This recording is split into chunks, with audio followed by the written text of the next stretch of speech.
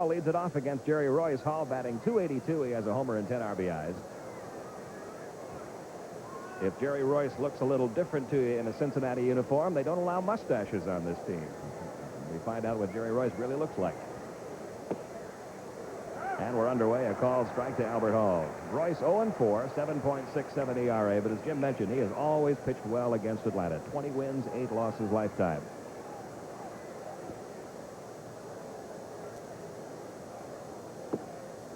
Breaking ball in for a strike, and the count quickly 0-2 on Albert Hall. You know, Jim, we saw Jerry Royce pitching with the Dodgers in spring training on a couple of occasions, and it looked then like he was throwing the ball quite well. Really, the arm strength and the speed on the ball has not been his problem. From people in Cincinnati, they say control. Up the middle, let's see it. Oster can make the long throw in time. He cannot. Infield hit for Albert Hall. So Hall doing what he has done so well this year, leading off the ball game by getting on base. Well, as we talked about in the top of the show, fine line between success and failure. Jerry Royce makes a good pitch, just a high hopper over the infield. Should have been an easy out, but it's in the right place for Albert Hall. He gets a base hit. Now Ramirez batting .275 with a homer and 18 RBIs. He's at third base tonight. Hall, of course, the Braves' leading base stealer with 14 and 18 tries. Sasky will hold him. Braves have beaten the Reds 4 times in 7 meetings this year. Atlanta begins the night 4 games behind Cincinnati and San Francisco, who share first place in the National League West. And the count even on Ramirez. 1 ball, 1 strike. Yeah, just polishing off that remark about Royce. The control of his breaking ball has been the thing that the Cincinnati coaches say has hurt him. If he gets his pitches over the plate, there's nothing wrong with his arm or his velocity. There's a throw to first, and Hall gets back.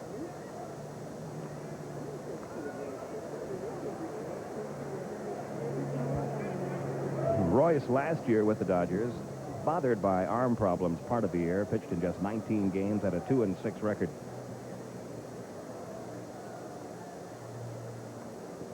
Hall is going. Ramirez hits one up the middle. It'll be the shortstop Barry Larkin on to first for the out, but down to second goes Albert Hall. So the Braves have the runner in scoring position with 1 out for Ken Griffey, who gets a start against the left-hander tonight. Chuck Tanner normally has been playing Gary Renicky in left against Southpaws, but Griffey has been swinging such a good bat of late. He's just leaving him in the lineup. Griffey with 3 hits last night, now batting .338 for the year, 7 homers, 33 RBIs.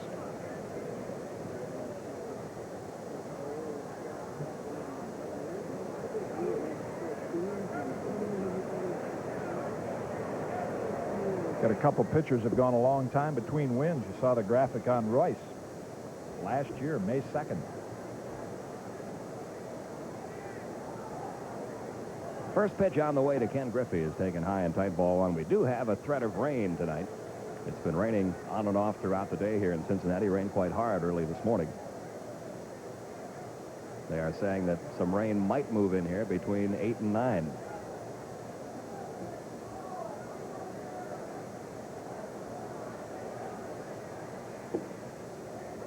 I don't mind it when it rains here during the day because it darkens up this turf a little bit. You can see the ball a little easier. Really much easier tonight after they pulled the tarp off. The only area that is faded, of course, is the infield. But we remarked last night how difficult it is to pick up the ball. There's the 2-0 to Griffey. Foul back. They will install new artificial turf in this ballpark for next season. Don't let that clean-cut look. You mentioned Jerry Royce without a mustache. You see that blonde hair. He doesn't even wear his cap like a left-hander. He's got it on straight. Don't let that fool you. This guy is a zany left-hander. There are some tails out on him. Yes. Left-handed all the way. When he was with the Pittsburgh Pirates during a couple of seasons when they really were drawing very, very poorly, he used to come out early onto the field and call everybody out. What's your name? Good to have you here. Welcome to the ballpark. There's a strike, 2-2. The count on Griffey. I guess one of the things he did that I got the biggest kick out of is when he and Jay Johnstone dressed up like members of the Dodger ground crew, and they went out during the 5th inning and raked the infield, then ran back and got their baseball uniforms on. He's Jerry all right. Royce, 194 career wins. The world's out of step. 2-2, the count on Griffey. One man out.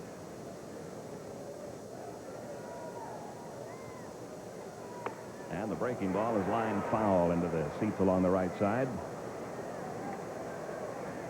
See, that pitch right there, Pete, is an example of when a pitcher gets older. Jerry Royce will be 38 next week. It's not losing the speed on the fastball, but that curveball, you see where it hung, and Griffey hit it hard down the right field line. That's when your arm gets a little wear and tear, you lose the snap on that breaking ball. And Royce ready now for another 2-2.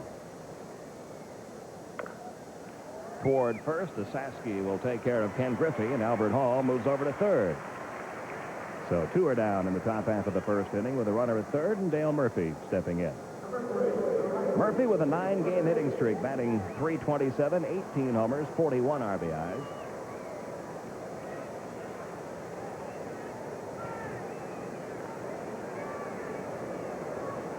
And he bats with Albert Hall at third, 2 down in the top of the first.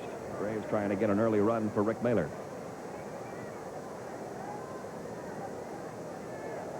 Atlanta, as you see, has had very good success against left-handed pitching this year.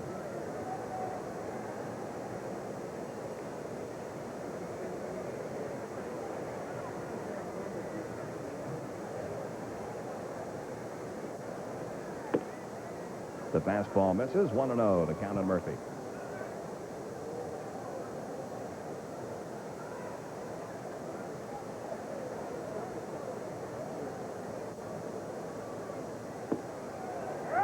That evens the count. 1 ball, 1 strike. Royce, after being released by the Dodgers, signed by the Reds, went down to Nashville, their AAA ball club, to get himself into shape. Pitched a couple of ball games down there before being called up by Cincinnati.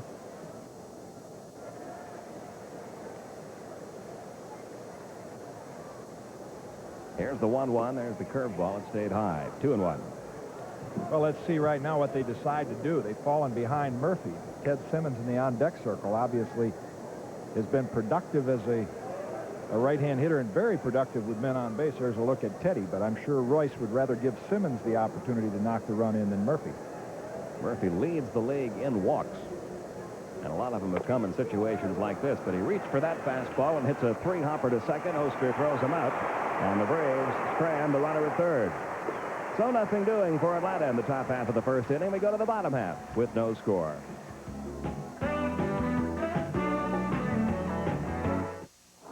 Checks out fine. Everything's okay. It takes a lot of teamwork at Delta to give you the best service. And as a mechanic, I make sure everything's ready to go. All with one thing in mind, a safe, comfortable flight. Hey, Bob, we take a lot of pride in what we do. I like working on our airplanes, and I sure love working for Delta. Delta, get you there. We get you there with care. This is Lisa. She's why we have our own photo lab at Eckert. Because when we sent Lisa to the photo labs other stores use, Too much blue. she never returned looking quite like herself. Nope, too red.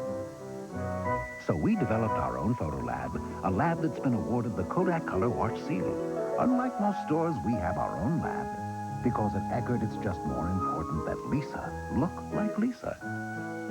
Eckert Photo Finishing. Nothing looks better. Jack Rooney just tuned up his car, but he forgot to change something very important, his engine belts. After 4 years, belts can break anytime.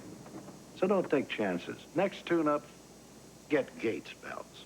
More mechanics install Gates and more people rely on them than any other belt made. Remember, if your car's 4 years old, get Gates before it's too late.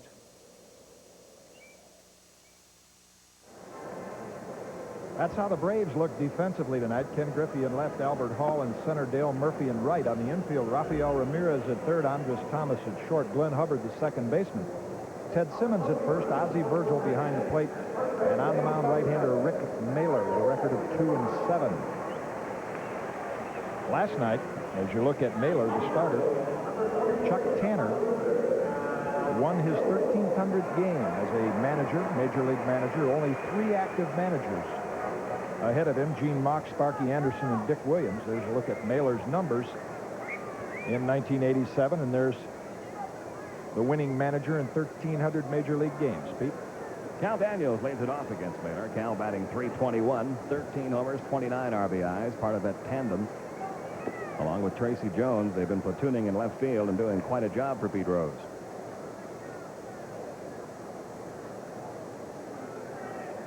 Here's the 1-0 from Mailer, and it misses just inside 2-0. Rick Mailer in recent starts really hasn't pitched that poorly. The Braves haven't scored many runs in the game at Mailer's pitch. There's a strike, 2-1. Well, if it doesn't rain here in the next 10 minutes, Pete, it's going to miss a great opportunity. Boy, it sure looks threatening now, doesn't it? Here's the 2-1 pitch, and there's the breaking ball hit toward first, fielded by Ted Simmons. Rick Mailer covers.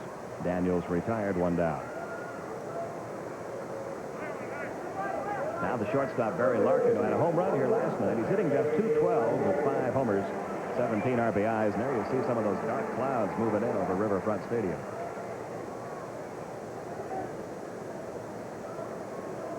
Larkin out of the University of Michigan, a former #1 draft pick by the Reds.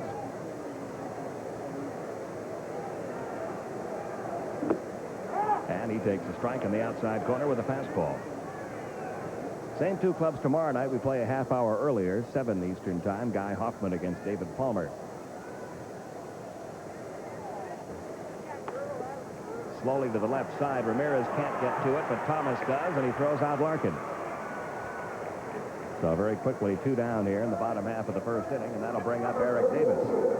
It was the talk of baseball for about the first 6 or 7 weeks of the season. But he has fallen on some hard times of late. Just 5 hits in his last 35 at-bats. His batting average still very healthy at .314. He has 20 homers, 55 RBIs, but he has hit his first certified slump. There you see the numbers on Eric Davis up to June 11th and since June 11th.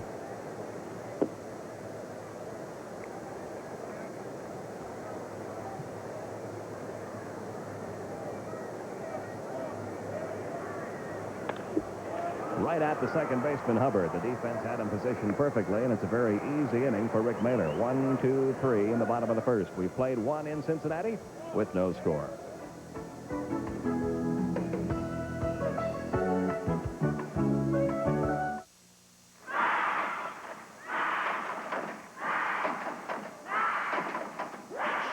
Is this a private party, or can any store crash? So, New Coke is catching on. The taste is better and newer than...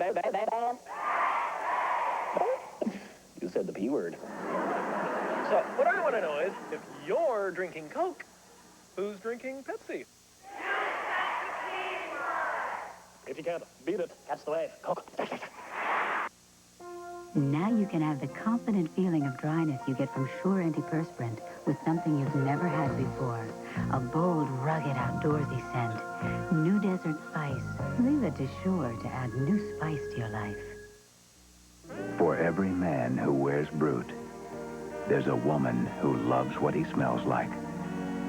Because there's something about Brute that's nice to be close to. And nobody knows that better than a woman. Hello? Honey, I was just thinking about you. Brute cologne, deodorant, and everything else. Brute, it smells like a man. Today's Copper Top battery. So completely improved, it'll last up to 30% longer than the ones we made just 2 years ago. Today's Duracell. No battery lasts longer. In the top of the second, Ted Simmons, Andres Thomas, and Ozzie Virgil do up against Jerry Royce. No score. Simmons at first base tonight, hitting .250 on the year, 2 homers, 14 RBIs. He has had a lot of big hits for the Braves coming off the bench. Been a remarkable pinch hitter, 8 hits and 14 at-bats. Got his moss trimmed since I've seen him last. Going with the short hairdo. Called it his annual May haircut. Jerry Royce, who has faced Ted Simmons and been caught by Ted Simmons. Missing with the first pitch, ball 1. And the fastball is down and away. 2-0, the count on Simmons.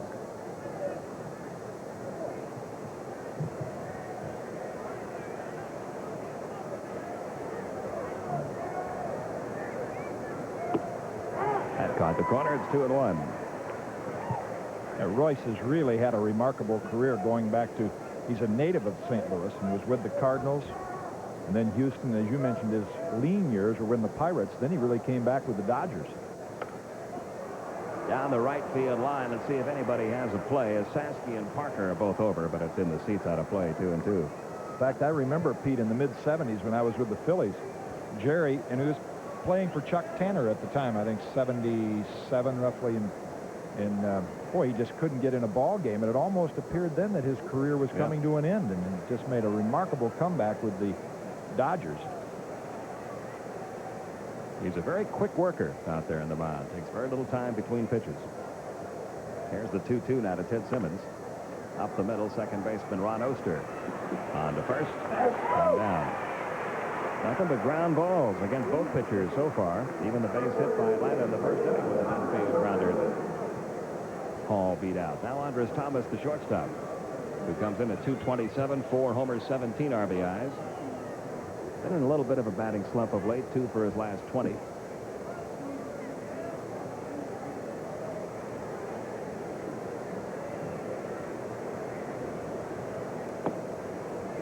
A ball, no strikes, the count on Thomas. You know, this baseball is such a game of rhythm. You'll have a number of games go by where your starting pitchers. This will be Larkin.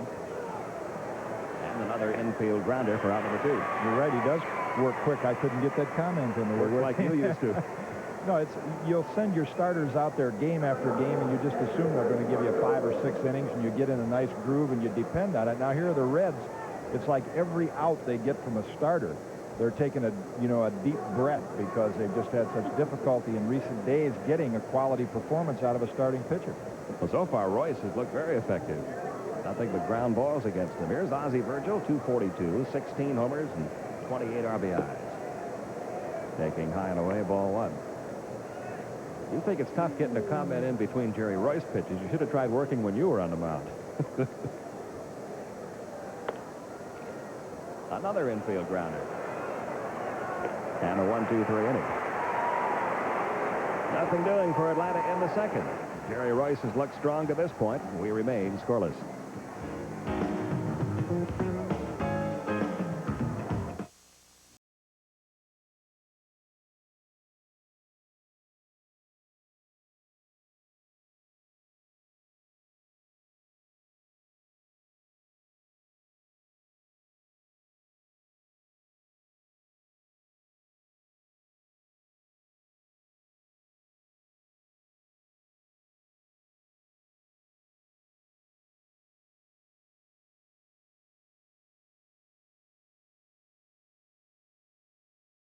The faucet. Funny thing about faucets, you might think they're all the same until you look into a Price Vista faucet. Price Vista faucets are, in a word, fabulous. Since they have a heart of solid brass, the fact is they hold up better and longer. No fooling. Nice, too. They're affordable. So when you're faced with getting a faucet, get a Price Vista, the fabulous faucet with the funny name. Charlie Brown. Not again. Not to worry, Charlie Brown. I'm simply making a point for MetLife. The point is, don't trust anyone who doesn't spell out what you're getting up front, like a MetLife representative does. Get Met, it pays. Sunday. Superstar Summer continues with Cliff Robertson and Michael Caine. Look out! Too Late the Hero. 10:35 Eastern Sunday. We go to the bottom half of the second. Dave Parker, Buddy Bell, and Nick Osaski do up against Rick Mailer, who seeks his first win since April 15th. He won his second game of the year back then against the Cincinnati Reds. Dave Parker will open things up here in the bottom of the second. He's hitting .294, 15 home runs and 44 RBIs, having another very productive year for the Reds. Couple of scores in. New York leads Pittsburgh 1-0 after an inning. Philadelphia, Montreal, no score after one. In the American League, they're playing a doubleheader in Chicago. Minnesota leading the first game 4-0. White Sox bat in the bottom of the 7th.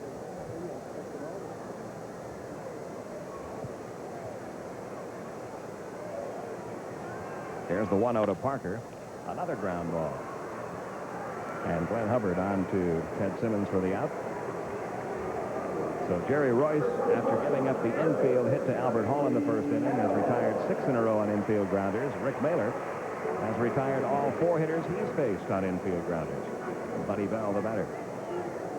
283 on the year, 3 homers, 19 RBIs.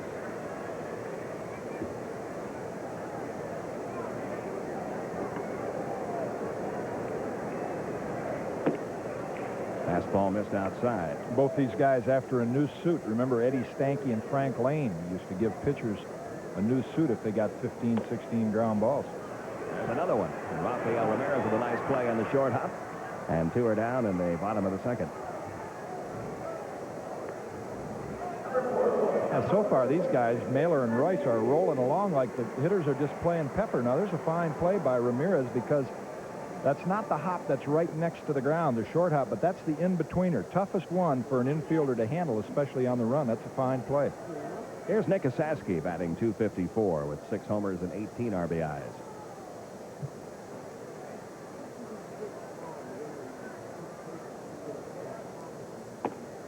Fastball is up and in, ball 1. 2 men out, no score. We're in the bottom half of the 2nd inning. Al Monchek directing that defense. Wants him playing a little more straight away in the outfield. Count goes to 2-0. They are giving Esaski a lot of the left field line. Ken Griffey playing over toward left center. And the count now 3-0 on Nick Esaski. There you see where Ken Griffey is playing in left. Hall is straight away in center. Murphy favoring the line a little in right. There's a strike, 3-1. A little unusual in that Mailer is not really a power pitcher, and Esaski is a pull hitter. I mean, he's got power to all fields, but he can pull the ball. Now the 3-1 on the way to Nick Esaski. Straight away center field. First fly ball of the game. And Albert Hall pulls it in. Rick Mailer has a 1-2-3 inning. Nothing doing for the Reds in the 2nd. After 2, we are still scoreless from Cincinnati.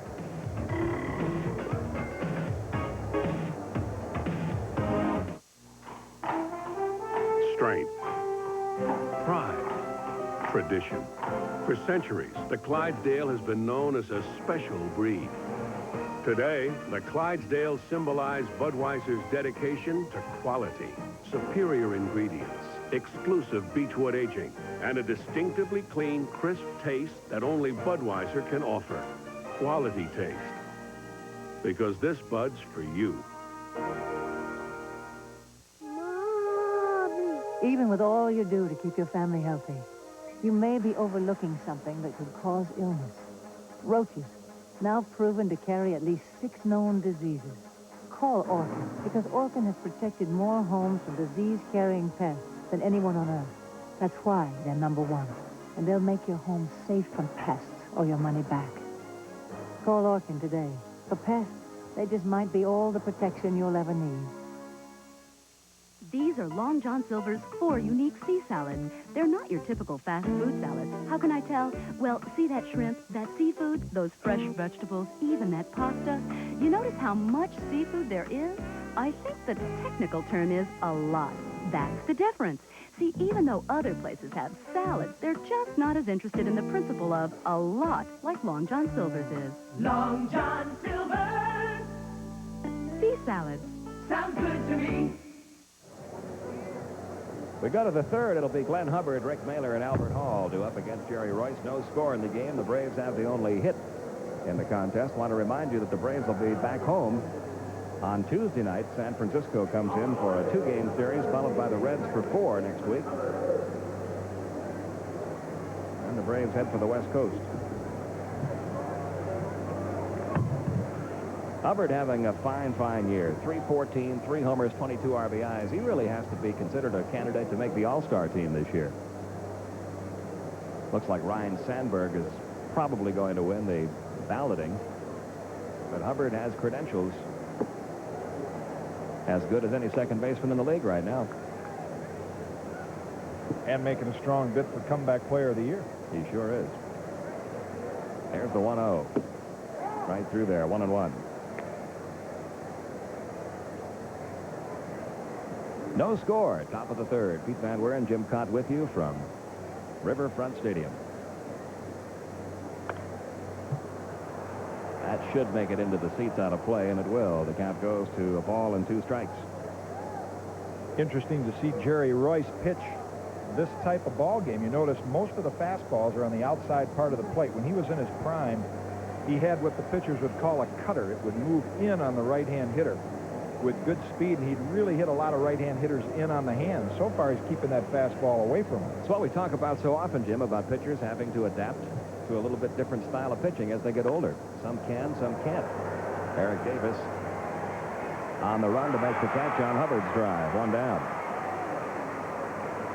That is why the pitching of Nolan Ryan amazes me to this day. To be 40 years old and still be able to pitch the way he did when he was 19 or 20. That is, I mean, a real credit to, first of all, he's blessed with a durable arm and a strong body, but really the way, you know, his work ethic, the way he works at it, credit to his longevity and his power.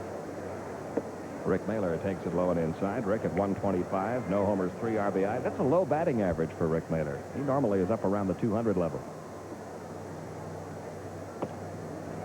1 ball, 1 strike. And you mentioned Ryan. I remember watching him pitch for the Angels in the mid-'70s, and I said at the time to John Sain, it'd be interesting to see how he pitches late in his career when he loses his fastball. He hasn't lost it yet. It's not late yet. Inside, 2-1. 1 man out. Jerry Royce, who has won 194 games in his major league career, 20 of them against Atlanta. Buddy Bell for out number 2. We'll go back down to the top of the order, Albert Hall. Of course, we have a long ways to go in this game. We're only in the top half of the third, but we were talking between innings. It seems like every time you get a pitching matchup between 2 guys who have been having their troubles, and on paper it looks like both should be out of there by the 3rd or 4th inning, you almost always get a pitcher's battle. Just like when you get the matchup of 2 20-game winners that you think is going to be a 1-0 contest. Many times that game will wind up 10-9. Isn't that the truth? Albert Hall has the only hit of the game. An infield single in the first.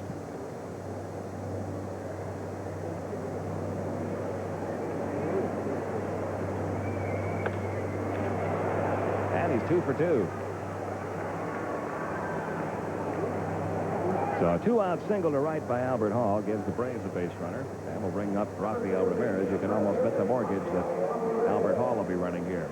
Ramirez grounded to short his first time. There's an example of Royce pitching Hall on the outside part of the plate, and he took it to right field. See once whether he changes his pattern and starts coming in more on the right-hand hitters now the second time around.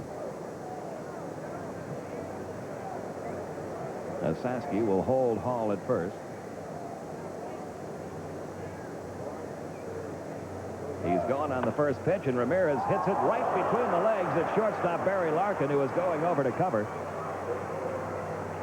It'll be a base hit for Rafael Ramirez. Albert Hall winds up at third. And almost worked out for Cincinnati. Larkin was right there, but the ball just handcuffed him. Well, it appeared that Larkin, in going over to second base, may have taken his eye. Now, there's Royce's cutter. Cut fastball. Wow. High jump record. Pete Rose is saying, don't jump over that ball. Get your body in front of it. Knock it down. First and third now for Atlanta with 2 outs, and Ken Griffey stepping in. Griffey grounded out to first in the first.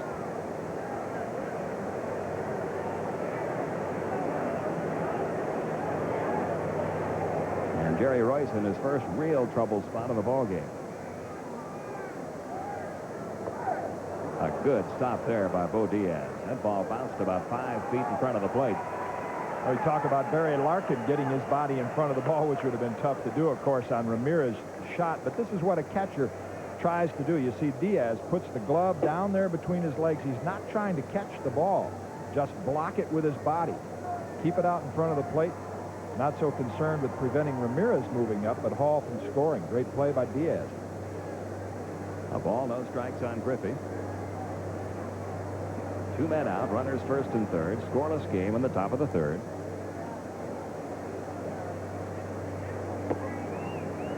Just off the plate, 2-0. You saw for an instant the signs that Diaz was giving to the red infielders and to Jerry Royce. That is a key as to where he's going to throw the ball should Ramirez elect to steal, whether he'll throw it back to Royce or whether he'll bluff and throw it to Buddy Bell at third. Teams usually have 2 or 3 options on this particular play. Royce with the 2-0. Fly ball left field. Cal Daniels there for the catch, and Royce is out of it. And the Braves leave runners at first and third. We go to the bottom half of the third. Still scoreless from Cincinnati.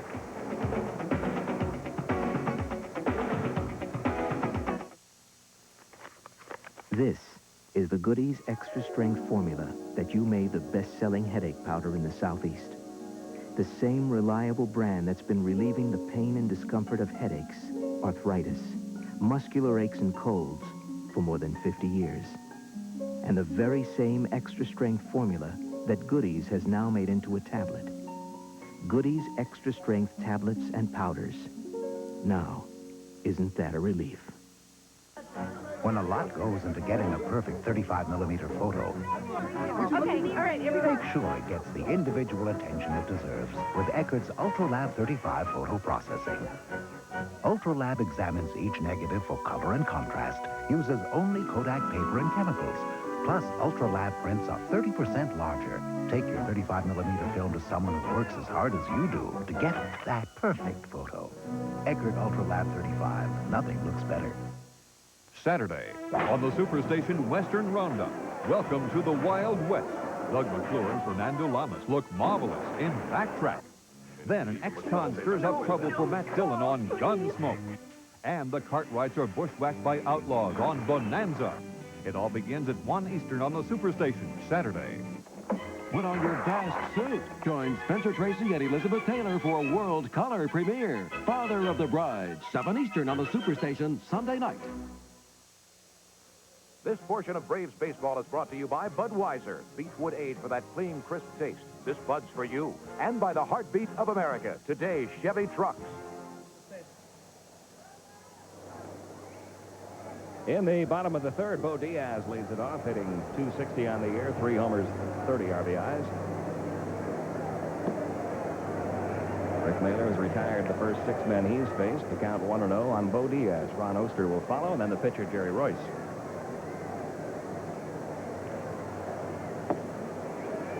The 2-0, the count now on Diaz. This guy, a good run producer. Very tough hitter with men in scoring position. And Mailer falling behind 3-0. He's had a little trouble with that fastball. You've noticed a couple go in the dirt outside the strike zone. Case of hanging on to the ball just a little bit too long. That one right through there. The count 3-1.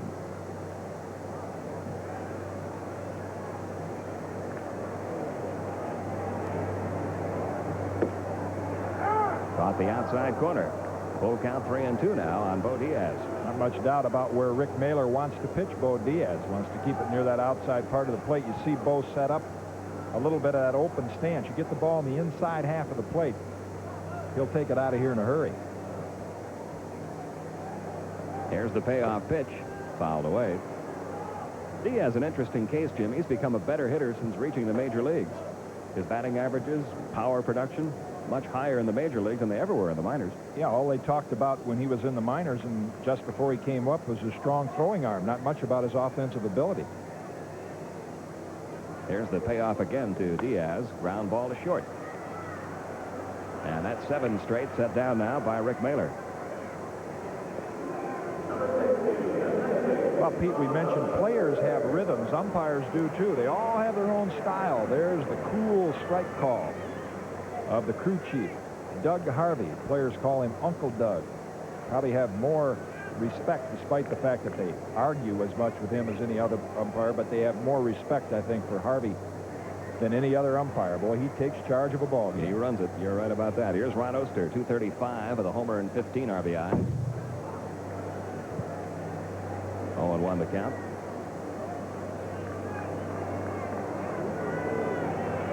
Oster, a lifetime 266 hitter, has really seesawed the last few years. Hit 295 2 years ago, 258 last year, down to 235 this year. He has had several seasons, though, where he's had very slow first halves and really come on strong in the second half of the season. Here's the 1-1. Out of play, 1-2.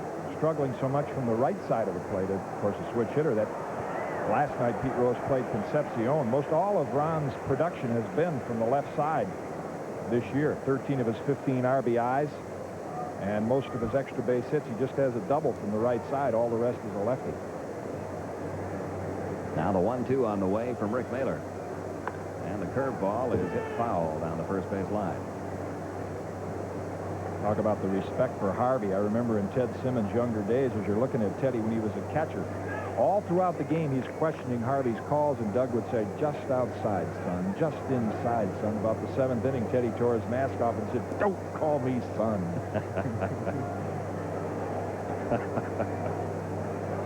It's a wonder Ted Simmons isn't left-handed, I'll tell you that. Yeah. Here's the 1-2.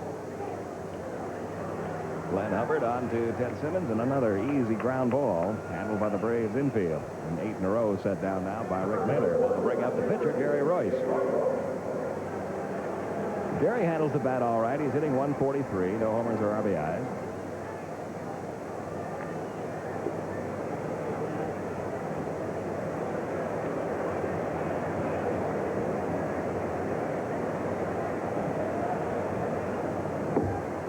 Nothing and 1 to count. He's a lifetime 167 hitter.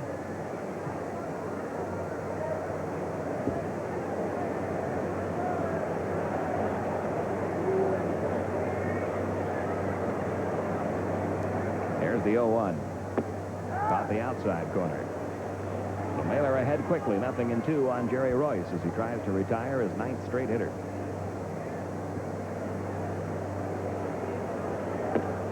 He got him with a fastball in the outside corner.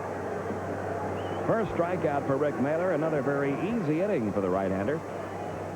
And at the end of 3, it remains scoreless from Riverfront.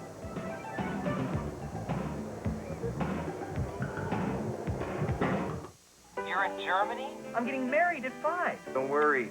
I'll be there. You go all out. Old Spice deodorant introduces all-out protection. Always coming through. When friends are counting on you, you go all out. You go Old Spice. New wide Old Spice Fast Track is clinically proven to block odor better than the leading men's deodorant. That's all-out protection. You go all out. You go Old Spice. All-out protection. You've never seen a shaver like this before. It's the new 3M Surgical Clipper by Remington. Hospitals are now using it, replacing blades to shave patients for surgery safely and comfortably. And you can benefit from this advanced technology at home by using the Remington microscreen. It shaves as close as a blade or your money back. Advanced shaving technology, only from Remington. For this Father's Day, lowest price ever on Remington microscreen rechargeable shaver. You know, if we want to preserve sport fishing, we have to get involved. That's why I'm a member of the Fish America Foundation. In the past 3 years, Fish America has funded 70 action projects designed to put more fish in the water. But they need our support. With a $25 or more donation, you'll get this hat, patch, and membership card. It's time we all put something back. Become a member of the Fish America Foundation. Make check payable to Fish America Foundation. This telecast authorized under broadcasting rights granted by the Atlanta Braves. It's intended solely for the entertainment of our audience. Any publication, rebroadcast, retransmission, or other use of the pictures, descriptions, or accounts of this game in whole or in part without the express written consent of the Atlanta Braves or the Turner Broadcasting System is prohibited. We have played 3 innings, and we are scoreless from Riverfront. It'll be the middle of the order. Murphy, Simmons, and Thomas do up against Jerry Royce here in the 4th inning. And as we go to the 4th, tell you all about it, here's Jim Cutt.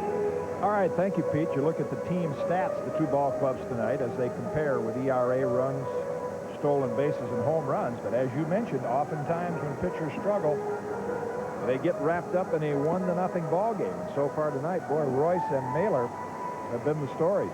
That run scored column, an interesting one. We've heard so much all year about what a great offense the Cincinnati Reds have, and indeed they do. Braves have scored 1 more run this year than the Reds have in the same number of games. Yeah, the Braves, well, excuse me, I think people respect their offense also. Both of these clubs in a situation where they're looking for pitching help. And that's the same story around the world of baseball. Teams that get the pitching are going to win the titles. Here's Murphy. And the first pitch from Royce, low and outside. Murphy grounded to second back in the first. And takes another fastball. It's 2-0. In last night's ball game, Murph 1 for 5 with an RBI.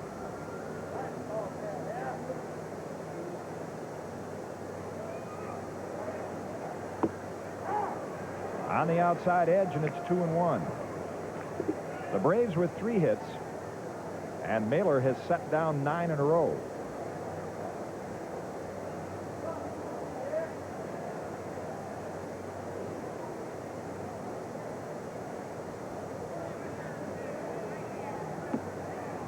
Curveball just a little high. Royce thought it looked good, but Harvey said no, and it's 3-1. That's one of those pitches there. I'm sure he said to Diaz, just a little high, son.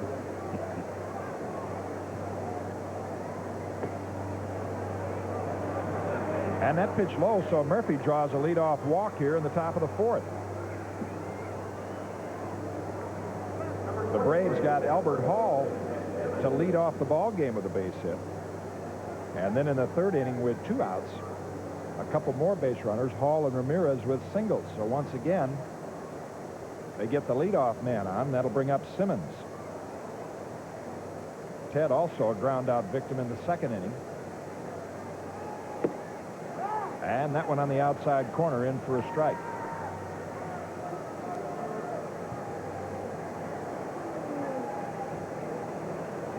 Checks Russ Nixon, see if Chuck Tanner elects to do anything here with Murphy at first. Of course, the Braves not featuring a lot of speed in their lineup. You look at Murphy taking his lead.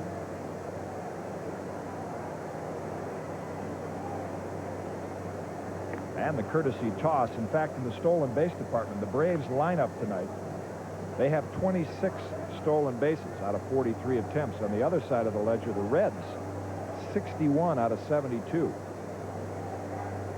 They're stealing bases at about better than an 80% clip. Shot to right field, but that's out of play. And it's 0-2.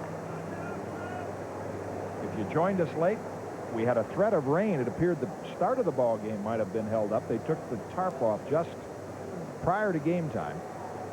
And now the skies have lightened a little bit.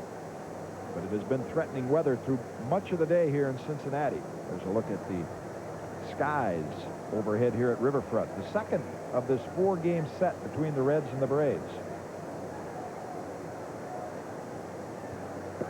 And the 0-2 low and inside, 1-2 to Simmons. Exciting ball game here last night. The Reds took the lead in the 2nd. The Braves battled back to tie, and then Hubbard with the big double down the right field line won it. Garber getting his 200th career save. Charlie Palaio his first victory. Pitch out, nothing going. Bo Diaz and Jerry Royce thought they might have picked up something from Coach Russ Nixon. And now the count goes to 2-2. We may see some action on the base paths.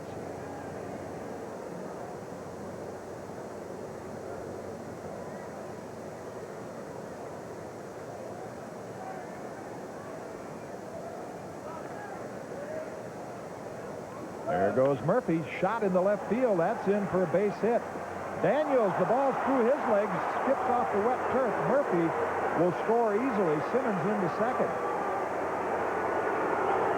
Well, that's one of those balls, Pete. It's like marbles in a bathtub. That thing hits that wet turf and just skipped right toward Cal Daniels. He couldn't get the glove down. And even though Dale Murphy was running on this play, he was going to have to stop at second base because the ball was hit so sharply. But Cal Daniels simply didn't get the glove down. That ball eluded him, and Murphy was able to come all the way around and score on the error by Daniels, and the Braves have a 1-0 lead. He got the glove down. That ball actually went above the glove. Takes some unusual skips when the turf is wet like it is tonight. That'll bring up Thomas. Nobody out. Simmons at second. And the curveball hangs high for a ball. So the Reds, or the Braves rather, break through against Royce to start the scoring here in the fourth.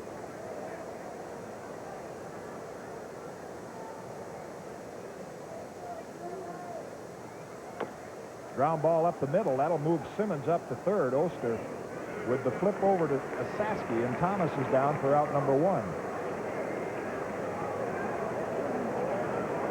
So good fundamental baseball on Andres Thomas's part. Chuck Tanner, of course, stressing the fundamentals and stressing don't try to play for the big innings and get three-run homers all the time. Try to move the base runners along, get one run at a time. You see that he's very pleased with what Thomas did there, moving the runner over to third. Ozzie Virgil steps in. Virgil grounded out to second back in the second inning, as the first 6 outs that Jerry Royce recorded were all by way of ground balls.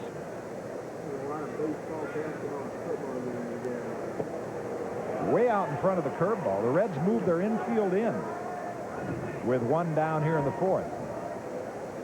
There you look at Larkin. Oster back a step or 2 at second. But they are looking on a ground ball to cut Simmons down at the plate. And once again, the curveball in. 0-2 to Virgil. It has taken a few years for this to develop, but you see when an infield playing in on the turf, they don't really have to play in as close as you do on natural grass. You didn't used to see that when turf first came out.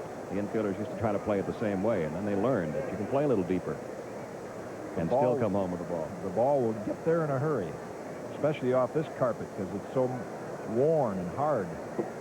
Inside fastball, and it's 1-2 to Virgil.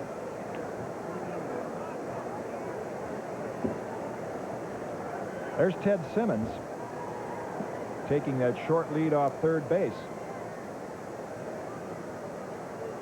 1-2 to Virgil. Oh, got him in the knee. Tried to catch the inside corner. And Virgil trots down to first base. Ozzie thinks they're picking on him this year. He's never been hit by pitches as many times as he has this season. That's the 6th time this year he's been hit by a pitch.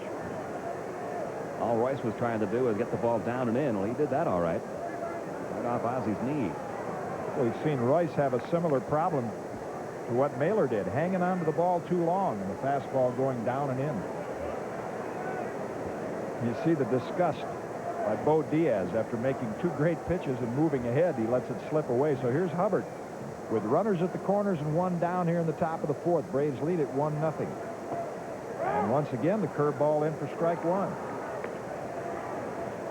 Royce has had no trouble getting ahead of the hitters with the breaking ball, as you look at Hubbard's numbers with runners in scoring position, but he has not been able to polish them off in this inning.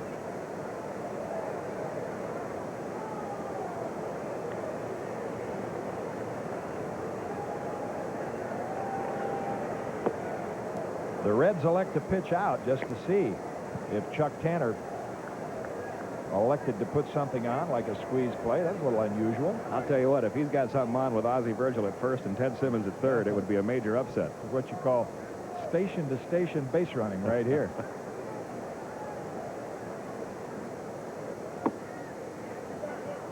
Just misses and now falls behind Hubbard 2-1. So Royce, after breezing through the first 3 despite the base hits by the Braves, run into some problems here in the fourth. The leadoff walk to Murphy. Then the miscue by Daniels in left, and now the hit batsman. And the Braves continue to have a threat here in the top of the fourth. Fly ball right field near the line. Parker over, and that slices out of play down in the blind spot there in right field. That evens the count at 2-2. Yeah, with Ozzie and Ted, this is one of those plays, if the ball's hit to the outfield, they're not looking. Ozzie might just try to sneak across the diamond, go directly to third.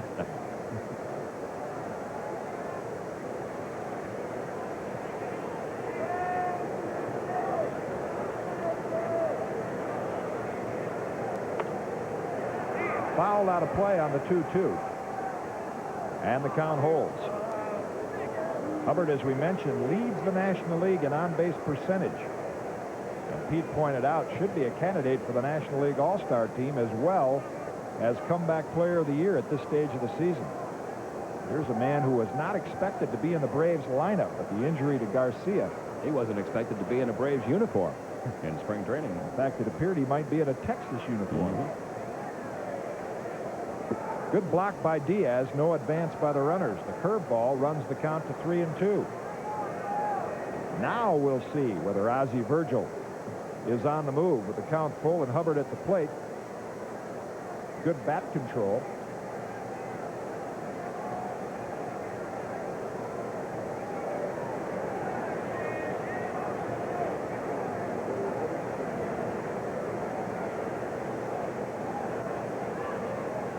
Virgil is off and hooking just foul outside the third base line. It was another one of those balls on the light-colored carpet here that, boy, if you take your eye off the hitter for an instant, you can't pick up the ball. Hubbard hit it hard, just foul. You think it's bad now? Wait till Sunday afternoon. We're going to get a case of Charlie Finley's orange baseballs in here for the day game. Ernie will solve that problem. will love that. Virgil again on the move, and this one popped foul behind home plate near our broadcast booth. And Hubbard stays alive.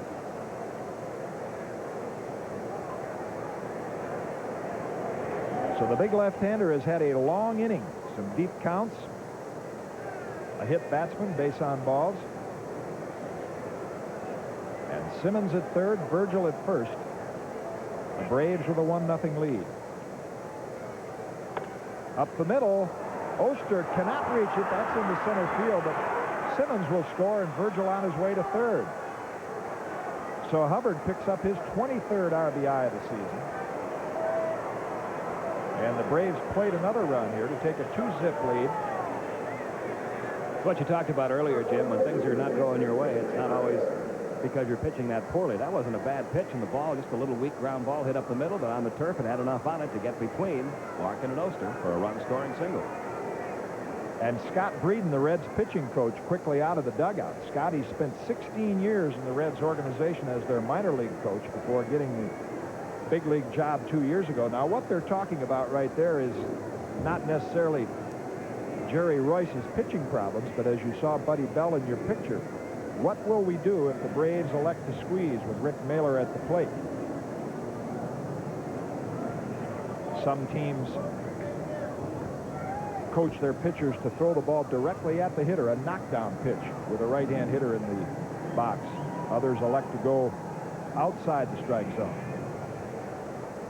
Mahler squares and bunts down the third base line, but that'll trickle foul.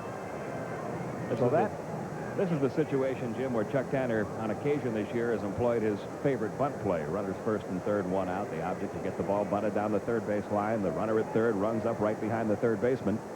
And if he goes ahead and throws on to first, then the runner takes off, and it's almost impossible to get him at the plate if the throw is made.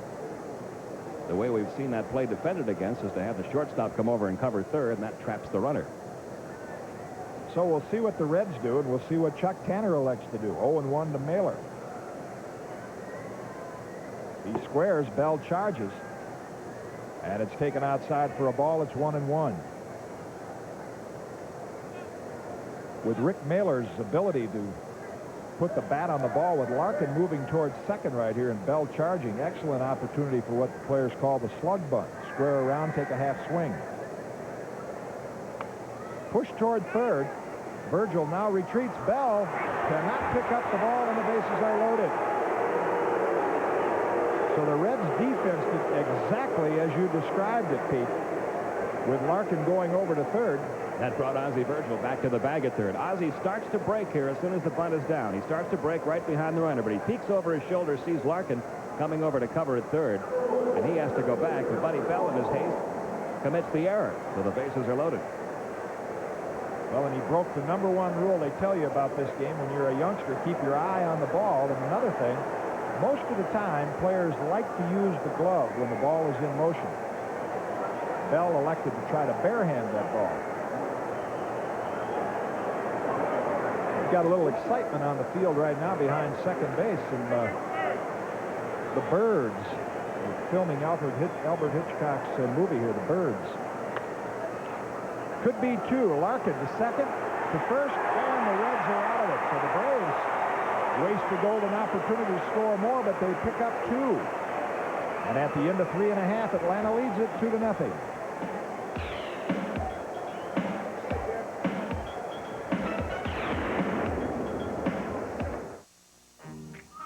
Bartender? Yeah. Give me a light. A light? Yeah. Why, sure. Oh, I got it.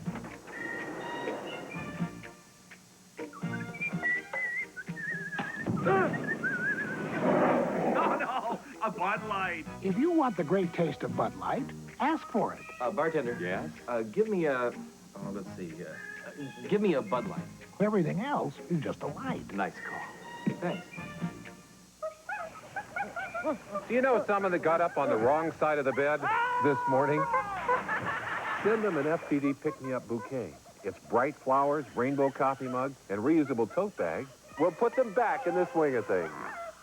This is the anatomy of a whole new animal. It has a tough new backbone, bigger and heavier than before. The 88 full-size Chevy pickup from the heartbeat of America.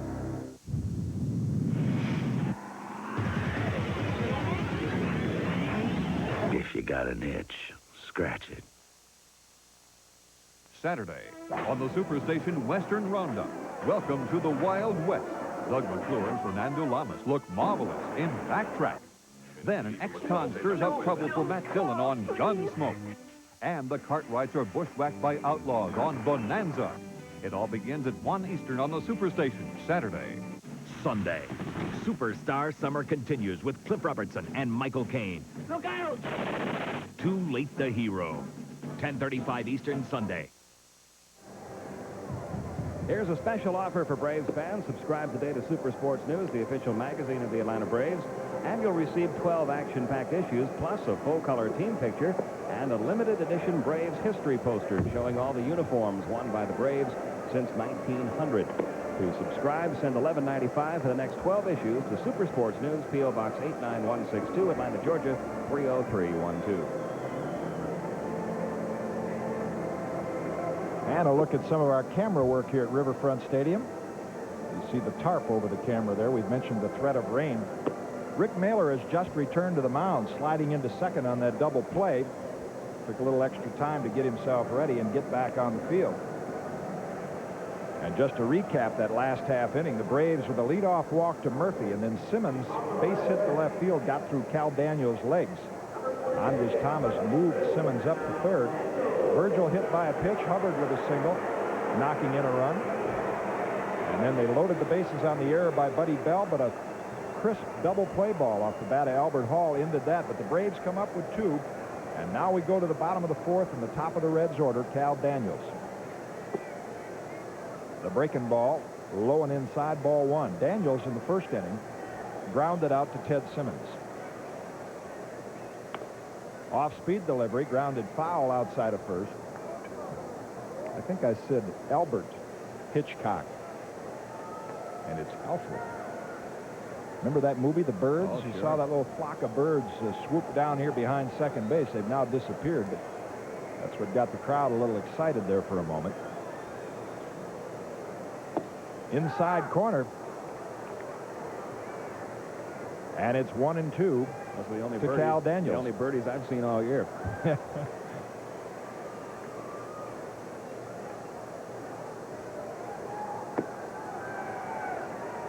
The fastball high, and it's 2-2 to Daniels. Daniels and Tracy Jones, the tandem that Pete Rose uses in left field, and they've done a great job.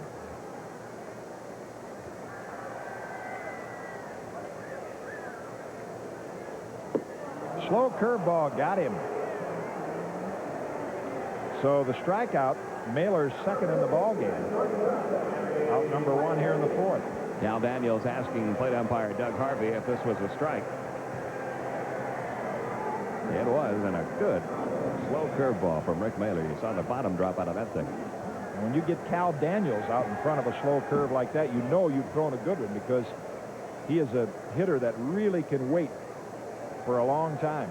Waits on the off-speed stuff. Here's Larkin, and takes the slider on the outside edge. Mahler moves ahead 0-1. Larkin also a ground out victim. in the first inning. There's a look at what he's done. That 5th home run came last night with 2 men aboard in the 2nd inning. Fly ball right field, fairly deep, but Murphy has plenty of room. And there's 2 down here in the bottom of the 4th. And that's 11 in a row.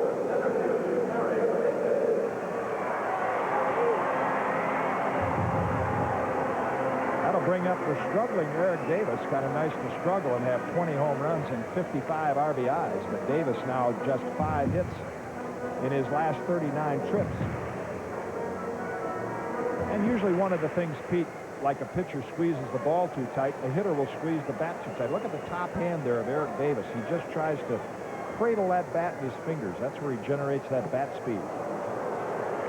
And Mailer with the good slow curveball gets him out in front. It's 0-1. Billy DeMars, the Reds hitting coach, has spent a lot of time with Davis before the game. Just trying to get him to relax those hands. Mailer pushes him off the plate with a fastball. It's 1-1.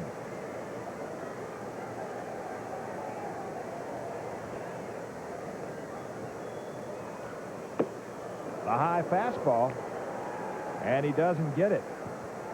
So Rick Mailer on his game so far tonight. Good command of the off-speed curve, and there you saw the curve set up that good high fastball to Davis.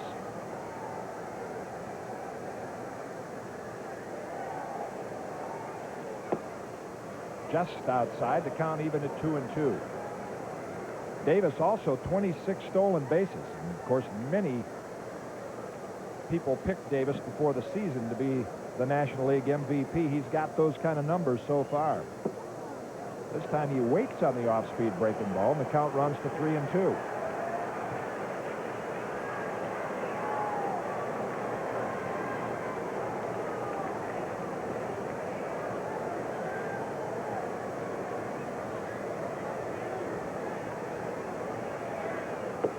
Got him with, oh, let's see what Harvey says.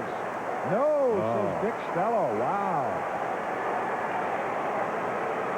That's an indication of the strength in the hands of Eric Davis. I mean, it appeared that he was really going after that pitch. Get another look. It really did. Here's a second look.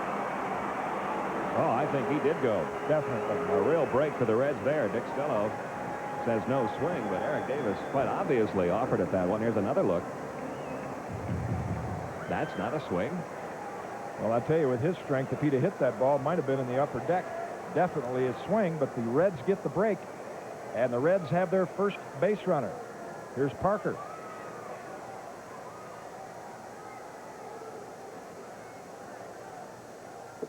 And he's way out in front of the curveball, 0-1.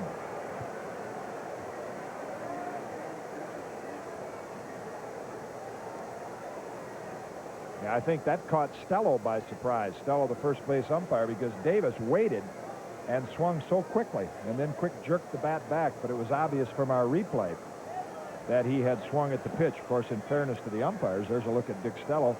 They don't get to look at it on the replay. They get one shot at calling it.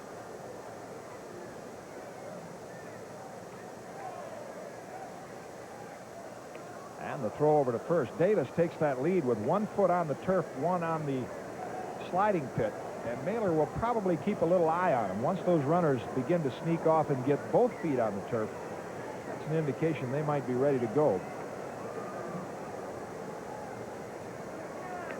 And he dives back in time. Dave Parker, who you're looking at right there with 15 home runs and 44 RBIs, he's representing the tying run right here with 2 out in the bottom of the 4th. Fastball in the outside corner, strike 2. Parker doesn't like the call. Not going to argue with Uncle Doug. That would be a mistake.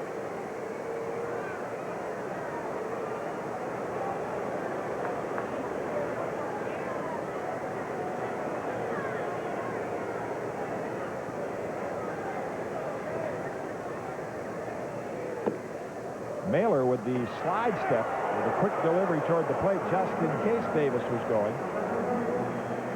And the pitch high and outside. Ozzie Virgil with a snap throw to first.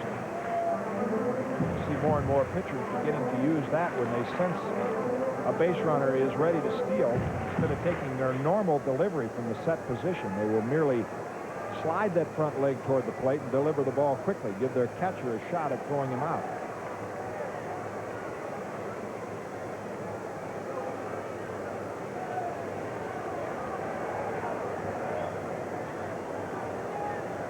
There goes Davis. Throw to second. And he's in easily with his 27th stolen base of the year. He made it easily. The jump was a good one against Mailer, and the throw by Ozzie Virgil was not a good one. And there you see Davis getting the good jump, and Ozzie bounces the throw. Right off the backside of the mound. Davis in there with his 27th steal and 29 tries. Indication of how that speed can cause a catcher. It disrupts the catcher's mechanics. Virgil threw that ball straight up with a stiff leg, just in a hurry to get the ball down to second base. 2-2 to Parker. And that pitch high now, after going 0-2 to Dave Parker, the count is full. Davis at second with 2 out here in the fourth. The Braves lead it 2-0. They scored 2 in the top half of this inning.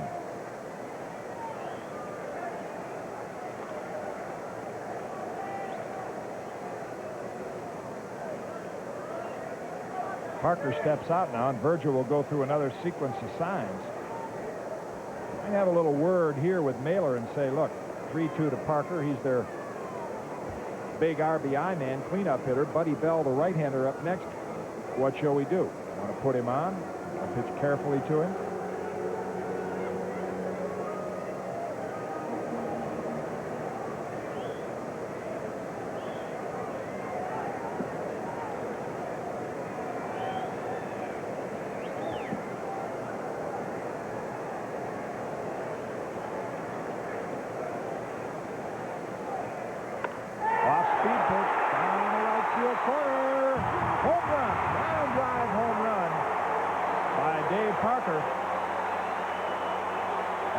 Break for Rick Mailer, because as we mentioned, he should have been out of the inning.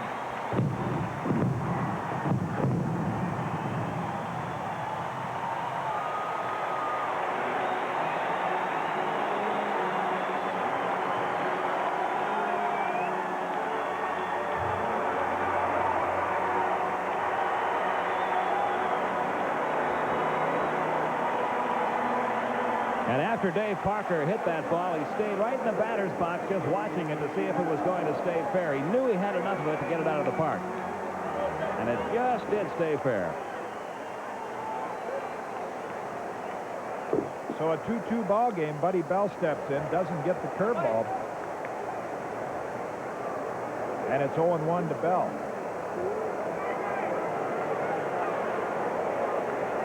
You don't use it as an excuse if you're a pitcher, but a tough break for Mailer because our replays were obvious. Eric Davis was struck out to end the fourth inning. Grounded toward third, Ramirez, and across the diamond to Simmons. The Reds are down in the fourth, but not before they tie it up on Parker's 16th home run. And there's a look at the shot on the 3-2 curve. We've played 4 here at Riverfront Stadium. The Braves 2 and the Reds 2.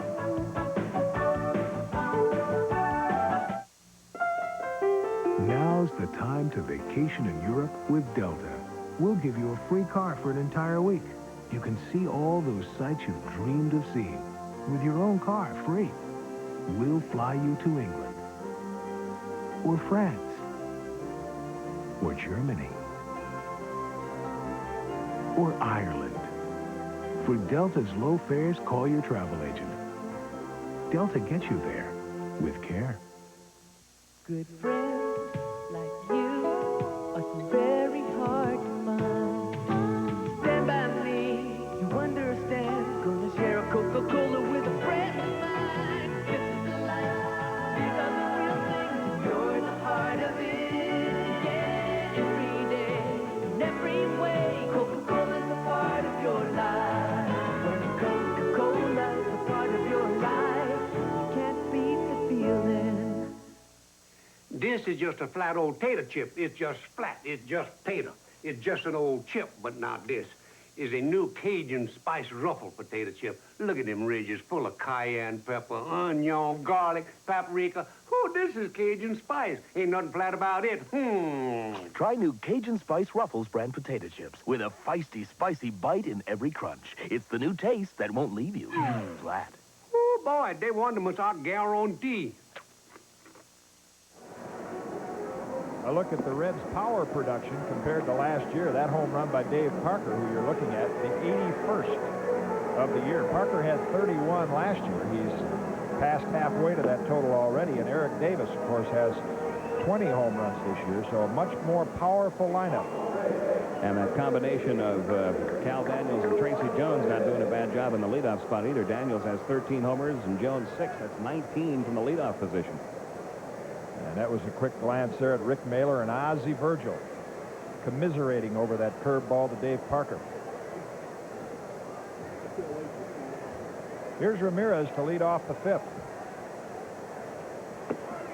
And the breaking ball is high.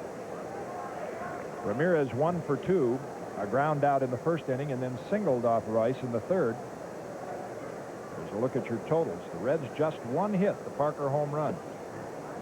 And the breaking ball just off the outside edge. It's 2-0 to Ramirez.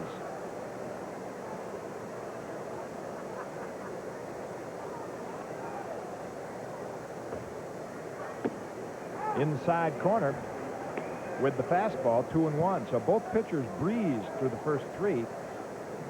And then the Braves mounted a threat in the fourth to get two. The Reds tie it up quickly in their half. Foul straight back, 2-2.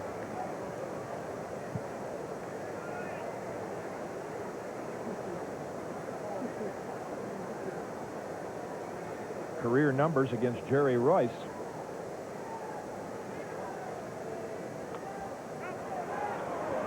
Fouled out of play, still 2-2. Ramirez did not play in last night's ball game with right-hander Ted Power starting. Ken Oberkfell played third. And now I notice, Pete, that Tanner is beginning to use Ramirez more against the left-hand starters. The last couple of weeks he has. Which is somewhat surprising because Ken Oberkfell, I think, has a higher batting average against left-hand pitching this year than he does against righties. He's hit lefties very well. 3-2 now to Ramirez. Fly ball left field. Daniels, plenty of room. And out number one. I think probably his reasoning there, and Chuck likes to get all the players in the lineup, and even though Obi can handle left-hand pitching, it is a good reason to get Ramirez some at-bats. And both third sackers hitting very well against lefties. Ramirez 390, Oberkfell actually hitting 327 against left-hand pitching. Here's Griffey. And the fastball just outside, ball one. Griffey 0 for 2 with a ground ball in the first inning, a fly ball in the third. A big night last night, 3 for 4 with a home run.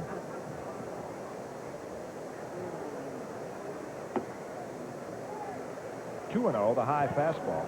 Well, Oberkfell on the year now at 307, so he is hitting left-handed pitching better than righties. 327 against lefties and maybe somewhere in the 290s against right-handers.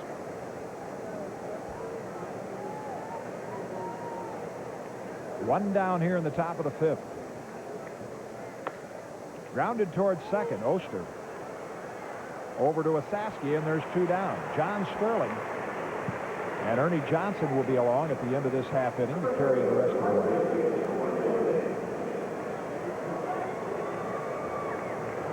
The Mets take a 3-1 lead over Pittsburgh. That's Sid Fernandez and Rick Ruschel at Three Rivers Stadium.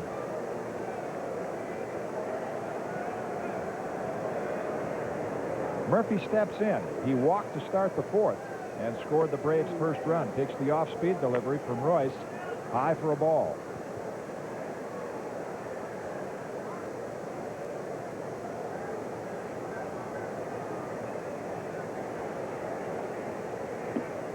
And the curveball catches the outside edge. It's 1-1. Saw a quick glance there at the consistency of Dale Murphy this year. This is by far his most consistent year as a Brave. He really hasn't hit any extended slumps of any kind. Royce again with the off-speed delivery. Now 2-1. Really unusual for Dale Murphy because throughout his career he's been a very streaky player. He'll get hot for a month and cool off for a while, but not this year. 3-1 now to Murphy. Royce pitching extremely cautiously. Probably saw what happened to Rick Mailer in the bottom half of the inning. Mailer appeared to be on his way to working around Dave Parker. Got the curveball a little up. Shot up the middle. That's in for a base hit. And the Braves have their 6th hit of tonight's ball game. Murphy's first. That gives Murph a 10-game hitting streak, and he's now also hit safely in 20 of his last 21 games, pointing out some of that consistency we were talking about. That'll bring up Simmons. Simmons got the base hit to left field back in the 4th. Daniels couldn't handle it. Murphy scored on the play. And then Simmons later scored on Hubbard's single for the Braves' 2nd run.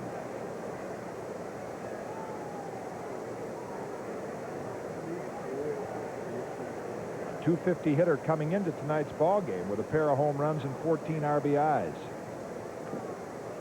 Fouled at the plate. Royce moves ahead 0-1.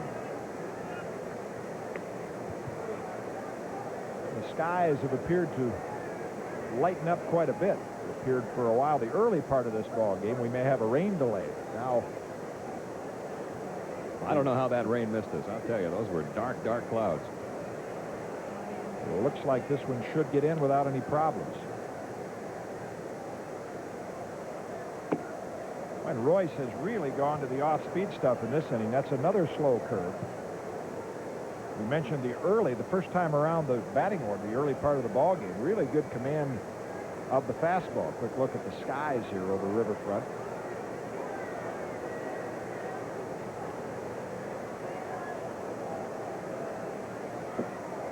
Another off-speed pitch, and it's 2-1 to Simmons. Andres Thomas waits in the on-deck circle. Some pitchers will do that by design. One time through the batting order, go with the hard stuff, mainly fastballs. Second time, begin to change speeds. There goes Murphy. And Simmons fouls the pitch at the plate. It's 2-2.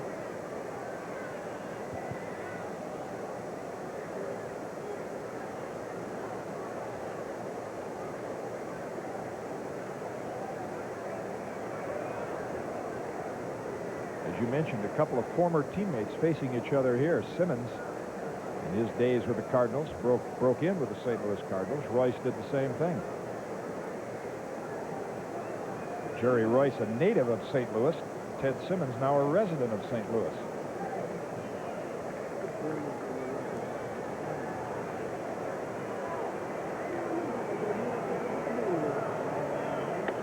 Curveball hit down the left field line, hooking.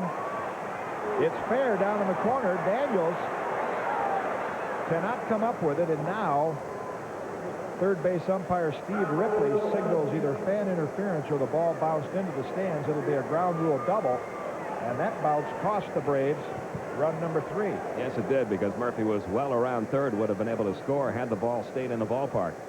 But again, off this very hard turf here at Riverfront Stadium, that ball, after landing just fair, bounces up and over the fence in the corner.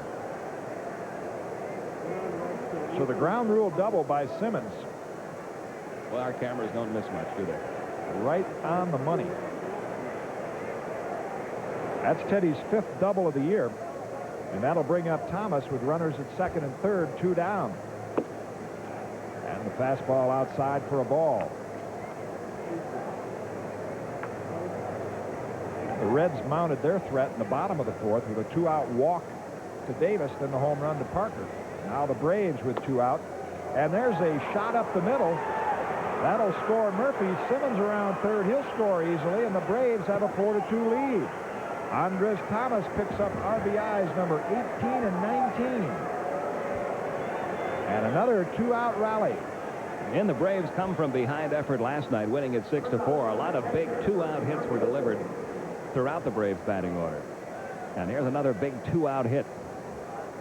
Just out of the reach of Jerry Royce. It got through, and Murphy and Simmons both score. So it's a 4-2 Atlanta lead. That'll bring up Ozzie Virgil. Virgil was hit by a pitch back in the fourth. He grounded out in the second. And takes Royce' first delivery high for a ball. Talked about earlier this game being a game of rhythms. You kind of get in a groove and a rhythm. You'll hear so many ball clubs say, boy, we just can't get a two-out base hit. You'll go for streaks like that. Now suddenly the Braves in back-to-back games get two-out hits from Thomas and Hubbard. Have you noticed in the National League and American League both, I guess, this year, how much longer it is taking for managers to get their bullpen going now that the managers have kind of gotten into a groove with so many high-scoring games? No activity in the Cincinnati bullpen in this game right now. A month ago, there would have been. Well, a lot of talk. We mentioned the top of the game, Royce with a quick flip over to first base. All the talk in the Cincinnati papers about the overuse of the Cincinnati bullpen.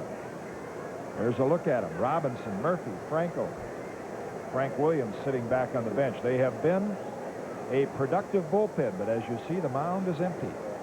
Pete Rose going with starter Jerry Royce. And the off-speed curve to Virgil. He's way out in front. It's a ball and 2 strikes.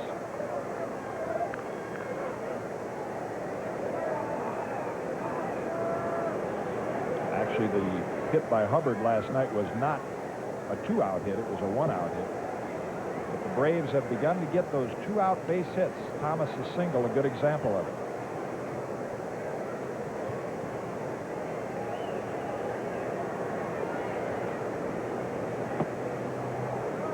A pitch out.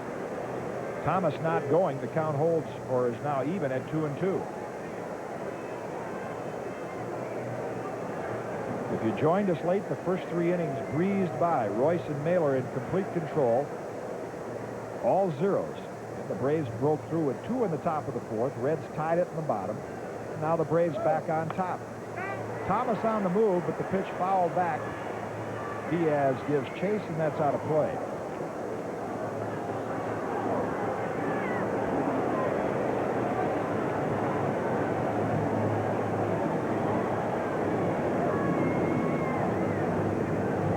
Ozzie Virgil second to Dale Murphy in home runs for the Braves.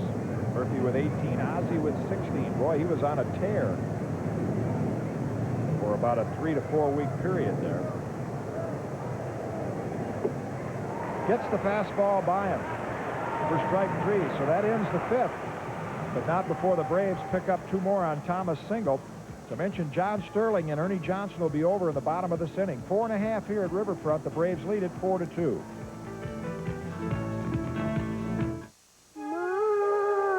Even with all you do to keep your family healthy, you may be overlooking something that could cause illness. Roaches, now proven to carry at least 6 known diseases.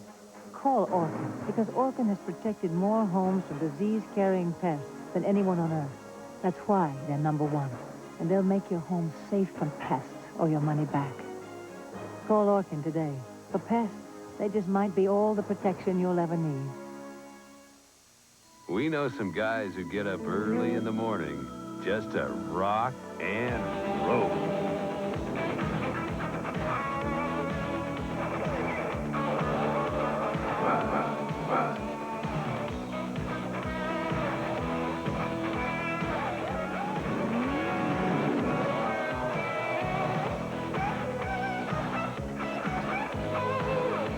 Racing fans, this buzz for you. Kodak's K12. It's all you need is 35 to fix the stick of the drum alive. 35 millimeter. It focuses, advances, even rewinds by itself. Kodak Marvis 35. Great shot. Piece of cake. How does Giants nose guard Jim Burt cure athlete's foot? Ask Mrs. Burt. I give him NP27. It has an ingredient recommended by doctors. Works strong. Works fast. NP27. Nothing's a better cure for athlete's foot. Join Nick Charles and Charlie Neal for Monday's headlines Sunday night. The Sports Page, 11 Eastern on the Superstation, Sunday. Oh, there's the side armor, Frank Williams, warming up in the Reds bullpen down the right field line. You see the line score. The Braves with that 2-out rally lead at 4-2. Rick Mailer's made only 1 bad pitch, the hanging curveball to Dave Parker. That Parker hit for the 2-run home run. Ossowski hits that curveball a mile to deep center. Hall makes the catch on the track. And there's 1 away. So a scare, but no more. Osowski's got some power. John Sterling, Ernie Johnson with you now on Braves television. As Atlanta takes this 4-2 lead in the bottom of the fifth. The bottom of the fifth, very important with the forecast of rain. You look upstairs now, and the sky actually is very beautiful. A lot of orange and blue up there. It doesn't look it there, but here it does. It looks dark blue up there. Here's Bo Diaz. There's a strike.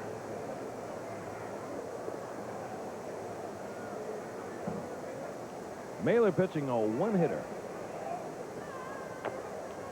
That bouncing ball is picked up by Thomas. He has time, but he throws it wild, and it'll probably be a base hit.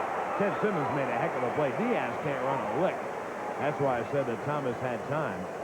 A little bounce, a little artificial turf hit. Quick flip by Thomas, but it was wide of first. Watch Simmons save the ball going into their dugout. They call it a base hit, but you saw how far Diaz was away from first base. He really is slow. I don't mean just for a catcher. I mean, he really is slow. Now, he's at first base now with one out with the Reds' second hit. Here's Ron Oster. Jerry Royce has come out on deck, but I'm sure that his fate depends on just what Oster does. There's a strike with a fastball. Mailer's had a good fastball tonight.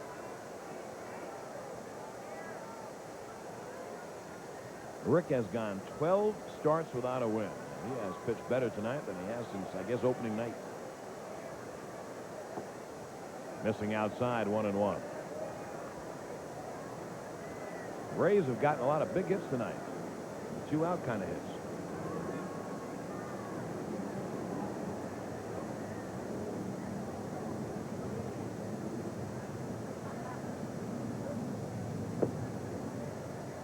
Two and one on Oster.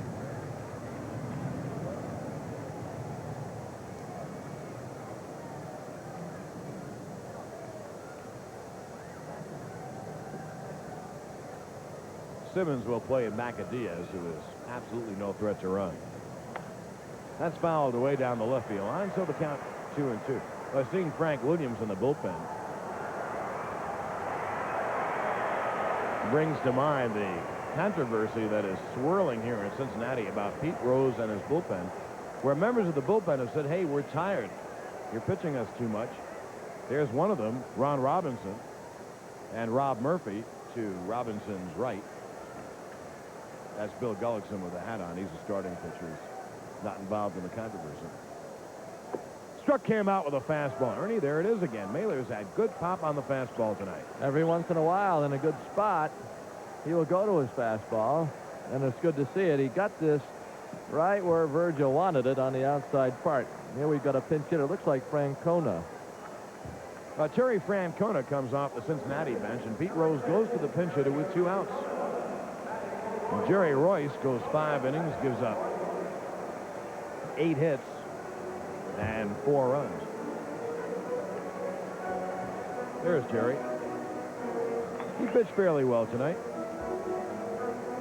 Minus his mustache, Keith Hernandez also shaved his, the New York Met first baseman. Getting back to the talk about the bullpen, and I don't know whether Pete and John talked about it, Jim talked about it or not. John Franco is their late inning relief pitcher, and Pete Rose feels that John Franco should pitch no more than 1 inning. So he saves him for that 1 inning. He says he wants him fresh all year.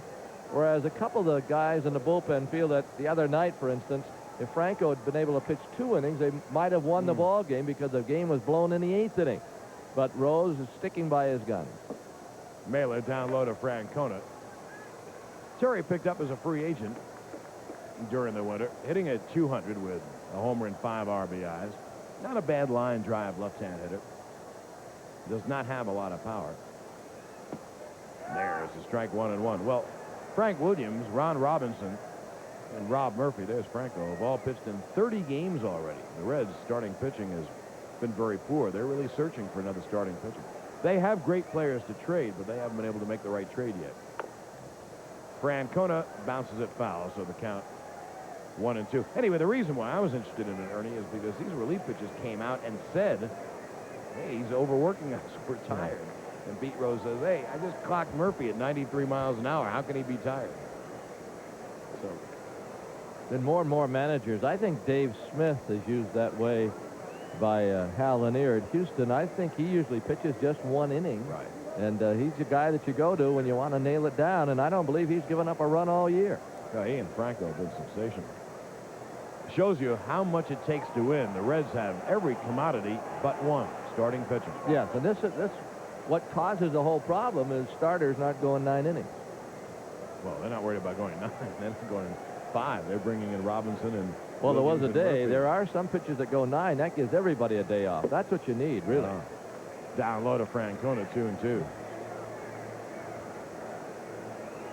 Like Alexander the other day, gave everybody a day off. And if you get a few complete games, you'll be surprised how rested that bullpen becomes. Diaz leads it first.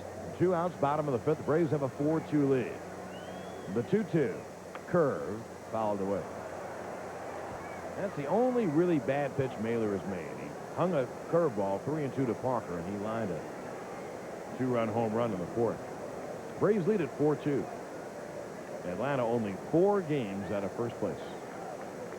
One other point, one of their relief pitchers said it's not only the games we get in, but how many times we've warmed up and not gotten in. That still should count a little bit for tiring your arm.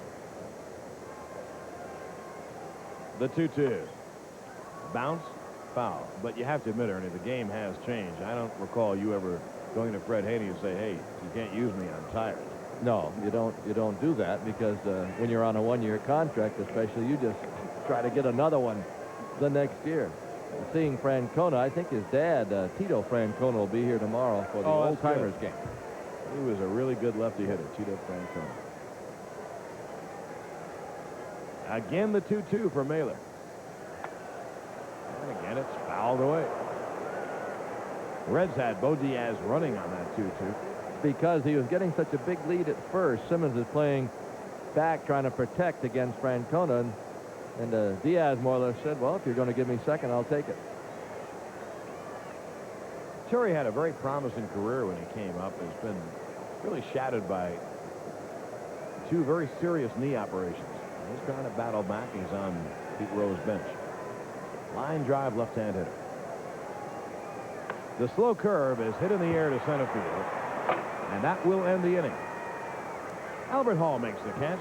No runs on a hit. Cincinnati leaves 1 now at the end of 5 innings of play. The Braves 4 and the Reds 2.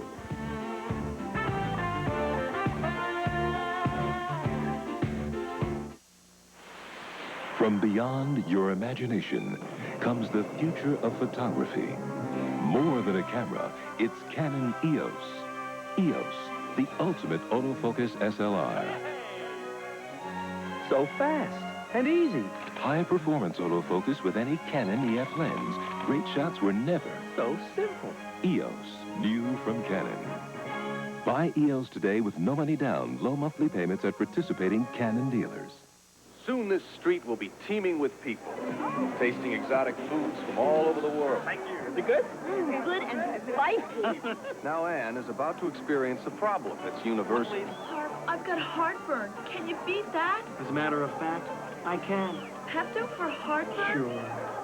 As Pepto coats, it soothes heartburn, as well as upset stomach and diarrhea. I didn't know you could tongue it. I can't. Pepto-Bismol, the one that coats, is the only one you need. This is the anatomy of a whole new animal with the heaviest standard payload of any half-ton pickup. The 88 full-size Chevy pickup from the heartbeat of America. Pete Rose's Cincinnati Red Machine collides head-on with the Never Say Die Atlanta Braves, live on the Superstation. Braves versus Reds, 7 Eastern tomorrow night. There are 9 styles of adult T-shirts in the Braves Clubhouse collection, plus 1 for Skip. One is just right for you. Order your catalog today by sending your name, address, and $1 to Braves Catalog, Post Office Box 4006, Atlanta, Georgia, 30302. Or visit the Braves Clubhouse store at C&M Center in downtown Atlanta. Yeah, Skip's size comes in dainty. Frank Williams is the new pitcher for the Reds. He's the submarine sidearm kind of right-hander. Came over from the Giants in the offseason in the trade for center fielder Eddie Milner. Williams has pitched very well for the Reds as their long man, long right-hander in the bullpen. Although he gave up the big hit last night to Glenn Hubbard. A 2-run double that Hubbard hit down the right field line. And who faces Frank Williams as the first batter? Mr. Hubbard. Glenn had a big hit his last time up. A single to center that knocked in the Braves' second run. We're in the sixth. The Braves lead at 4-2. Well, you talk about becoming a good second cleanup hitter, batting eighth. They kid about that. But Hubbard's biggest contribution is he's batting over 400 with runners in scoring position. And he picked up that average with a hit in the fourth. He's having a splendid year. He takes the strike from Williams. Hitting at .316. You can see how Williams would be tough on right-hand hitters. And you can also see that lefty hitters would get a long look at that delivery.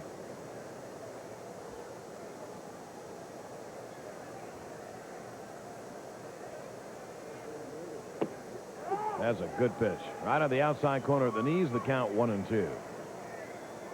Glenn's been a very hot hitter of late. He's been consistent all year, but he's hitting 15 of his last 19 games, and during that time, he's hit over .350. For the year, hitting at .316. Short right field. The second baseman makes the call. Ron Oster makes the catch, one away. Now we want to remind everybody, all the kids 16 through 22, tomorrow morning at DeKalb College Central Campus, 9 o'clock, Braves tryout camp. Just bring your glove and some spikes, and the Braves will furnish the rest. That's 9 o'clock if you're 16 through 22, a Braves tryout camp, DeKalb College Central Campus tomorrow morning. Rick Mailer takes it inside while we have a moment. Also want to wish a belated happy birthday. I think her birthday was yesterday to unit manager, the beauteous Teresa Bush, celebrating, I think, her 21st birthday. That's grounded foul. Oh, 21, 22, something like that.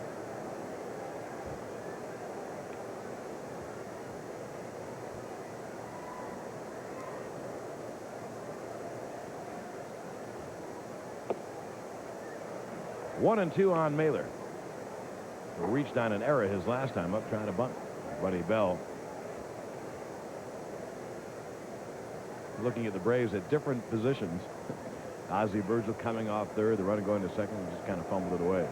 The 1-2 just missed outside. 2-2.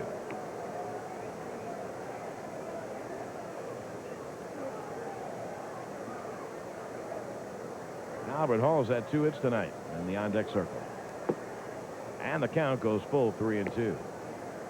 I made my major league debut for the Braves as a pinch hitter and homered on the first pitch. A major league manager since 1970. I was traded in 1976 for a catcher and $100,000 in cash. Broken bat fouled away as Mailer hits the dirt. That's the quiz they're playing up on the scoreboard. Look at the grin on Rick's face. Of course, the answer in the Braves dugout. Let's talk about getting jammed. Bat's no good. They were talking about Chuck Tanner, of course, in their quiz, who won his 1,300th game yesterday. That's fourth best among active managers. Congratulations to Chuck, and to Gene Garber, who picked up his 200th save. Boy, that's elite company. Only 6 pitchers have done that. 200 or more saves. There's number 7. And a 3-2. Strike 3 is called. First strikeout for Frank Williams, second by Reds pitching two-way. Here's Albert Hall, who has singled twice and bounced into a double play. And Albert doing another excellent job as a leadoff man. He's made his mark as a major leaguer this year. About Gene Garber, something we put on the radio Star of the Game show last night. Gino now has 8 wins and 6 saves, and that's just about half of the Braves' wins. It's 14 out of 29. Gene Garber has been very important to the Braves this year. But he was quick to point out to you he's lost a couple, too. Yes. You know, he's a very honest guy. Good for him. I did say that. I mentioned, gee, you've had a hand in half of the Braves' wins, and he said yes, and I've had a hand in a few of their losses. Yeah. He's a good guy. Two-way, bases empty. We're in the top of the sixth. The Braves lead the Reds 4-2. There's Gino. Here, the bullpen pitchers and catches stay in the dugout. Just a short walk right down the line to where the mounds are. Albert takes it on the outside corner, 1-1. If Albert reaches, you'll probably try to see him steal second. Frank Williams has kind of a long motion to the plate.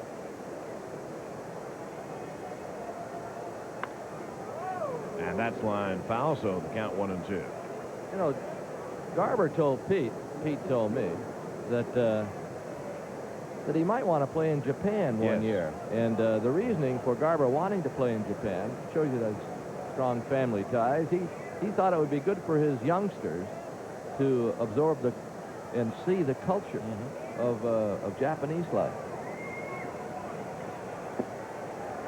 Struck him out. Oh, Frank Williams, a very strong inning in relief.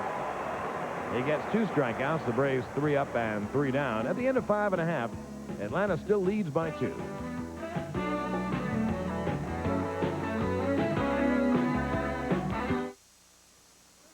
Fuss with shampoo and conditioner? Who needs it?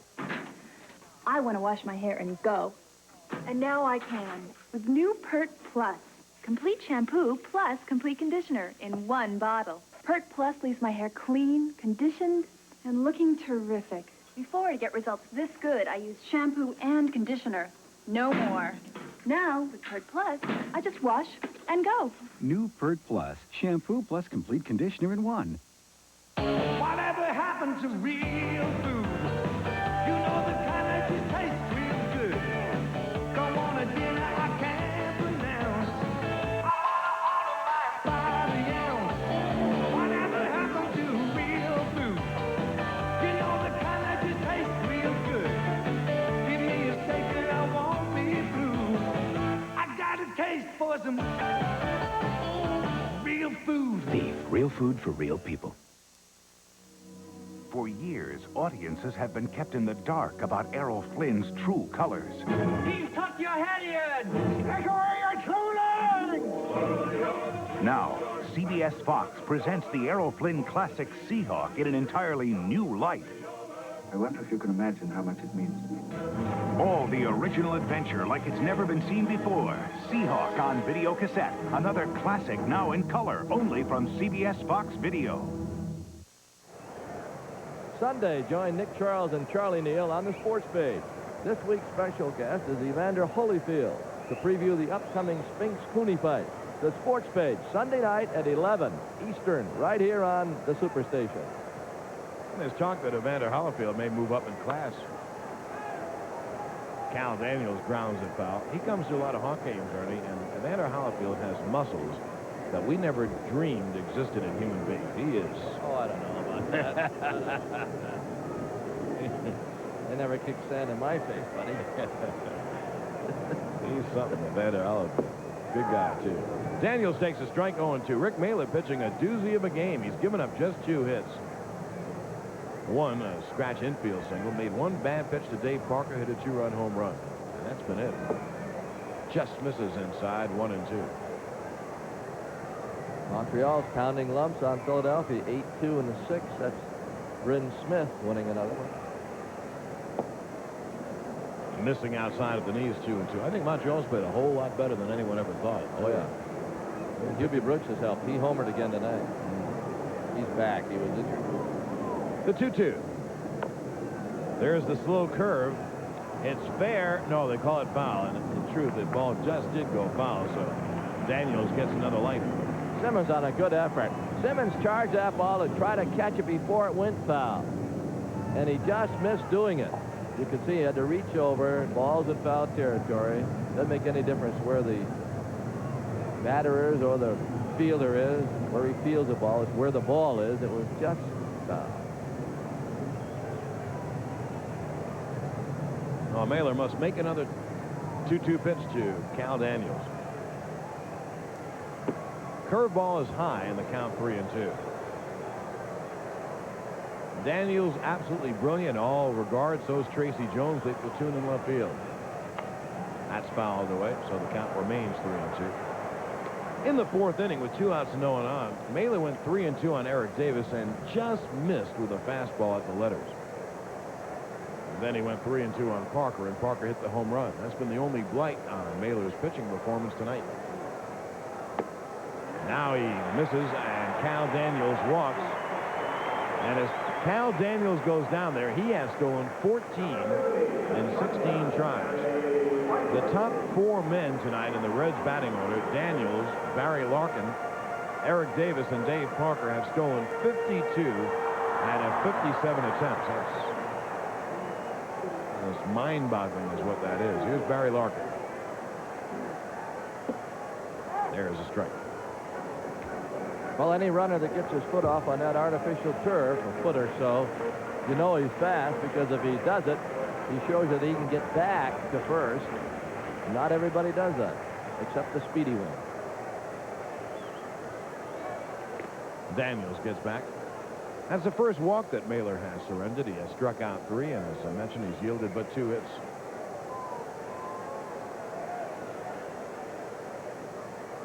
Daniels with his lead. Obviously, second walk. Eric Davis walked in front of Parker's home run. Fastball high and tight, 1-1.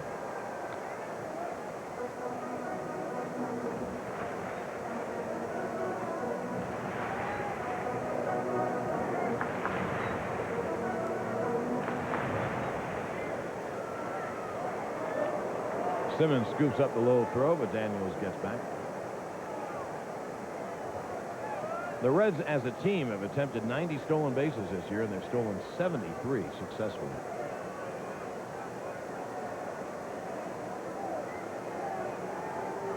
That's a great combination they have as Mailer goes over there again. They've also hit, I think, 81 home runs. Power and speed.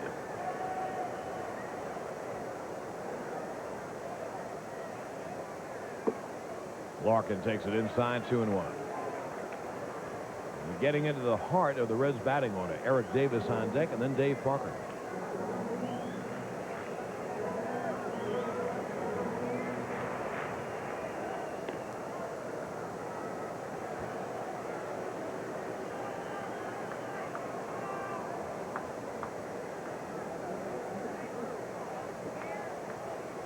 Now Daniels takes a minute to brush all that dirt off him.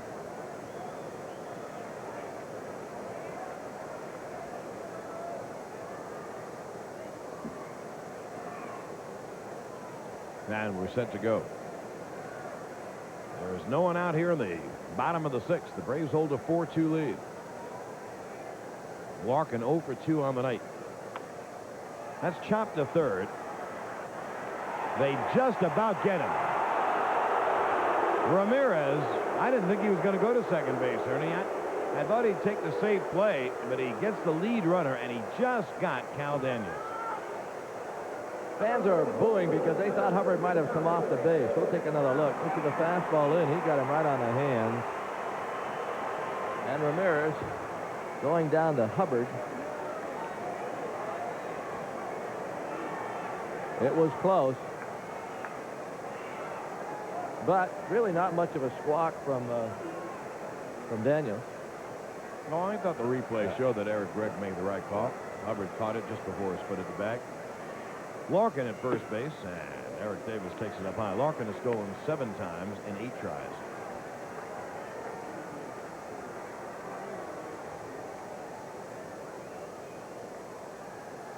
Reds trying to challenge the Braves' 4-2 lead. And that curveball low to Davis, 2-0.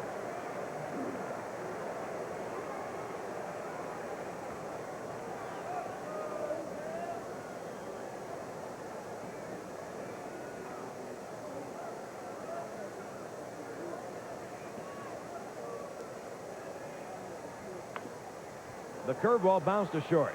There's one of them. And they just missed getting a double play.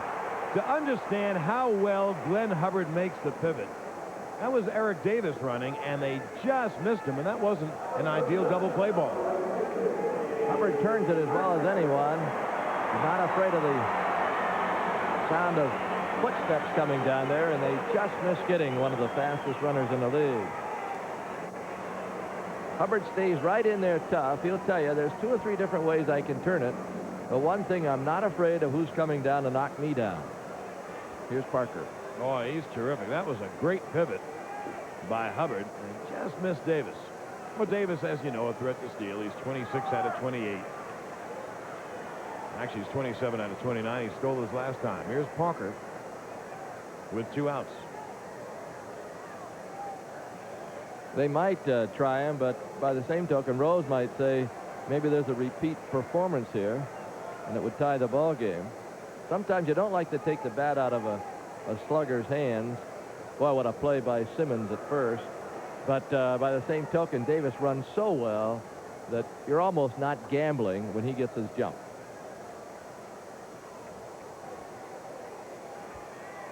Eric has his lead.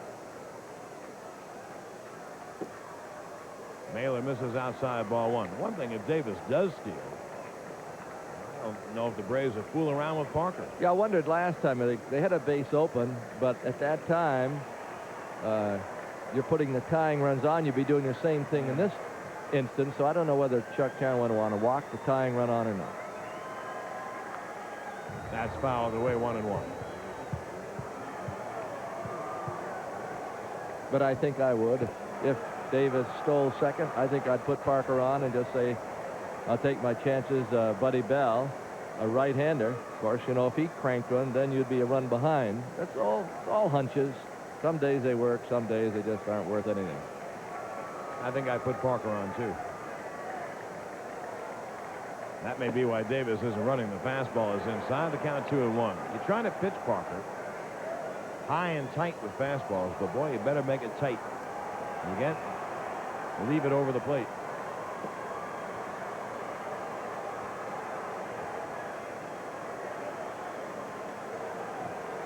Two balls, 1 strike, 2 outs. Davis at first, and the Braves lead at 4-2 in the bottom of the 6th. Way high, 3-1.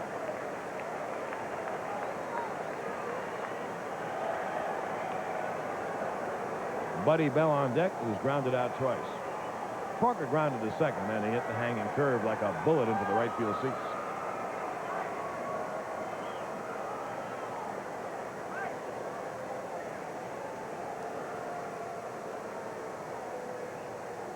Now here's the 3-1. Instead, Mailer chases Davis back. The Reds have come from behind in 18 of their 33 wins. So they're always difficult, especially here. It's interesting. You look at all the Reds' offensive categories, the stolen bases, the 81 home runs, and they have a terrific offensive team. Coming into this game tonight, the Braves had scored 1 more run than the Reds. Of course, now they've scored 3 more, leading at 4-2. That's good for second in the league, by the way. St. Louis Cardinals have scored the most runs, not by a whole lot. I think they've scored about 10 more runs than the Braves and Reds. It'll be a 3-1. Oh, Parker walks, the second walk of the inning, the third given up by Rick, and here's Buddy Bell with the tying runs on base.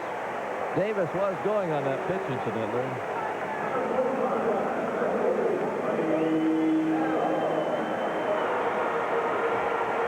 That might get the Braves bullpen going. So far, Rick Mailer's given them the night off. He needs 1 more out here. That was Chuck Tanner talking with Al Monchak about where he wants the outfield. Monchak has moved just about everybody.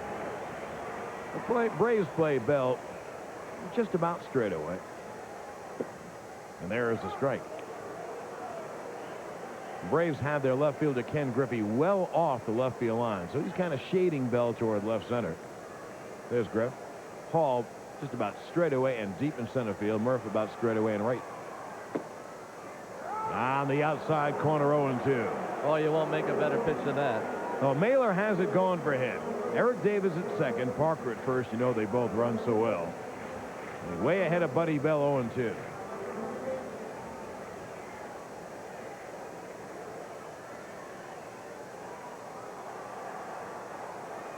Davis can get a very big lead because Thomas is shaded over in the hole against the right-hand hitter at shortstop. Now the 0-2. Just missed the outside corner. He didn't miss it by much. That's an excellent pitch because it's off the plate. There's Andres over in the hole. You see Davis with his lead. Parker not being held on, of course, with Davis at second base. 2 on, 2 out, and a 1-2 pitch coming. Line to right center field. It's a base hit. He hit the outside breaking ball. Davis scores. It's a 4-3 game. Parker goes to third, and the Reds have runners on the corners. Mailer went outside again, and Bell reached across the plate, made contact, and kind of looped it to right center field. And they had the runners going. Now the bullpen with Jeff Dedman. Bullpen becomes active. Let's see where this pitch is. No, we won't. Here's Zaleski. Now we see the pitch. That's not a bad pitch. A curveball going down and away, and Bell got enough of it to hit it in the right center. He reached across, got the breaking ball. Now here's Nick Osowski with the tying run at third. And the fastball is up high, ball 1. The lead run at first. Jeff Dedman in the Braves bullpen. Ron Robinson is going down to the Reds bullpen to start to warm up. Big, strong right-hander. Braves lead it 4-3. Missing outside 2-0. Another right-hand hitter, Bo Diaz, is on deck. There's Ron Robinson. He's just begun to warm. That was his first pitch.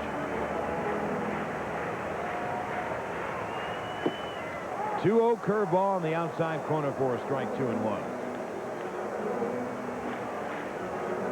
There's Bo on deck. David Parker leads off third. Buddy Bell off first.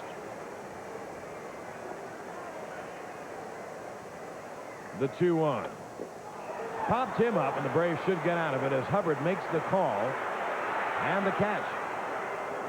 For the Reds, they get a run on 1 hit and leave 2. Now at the end of 6 innings of play, the Braves 4 and Cincinnati 3.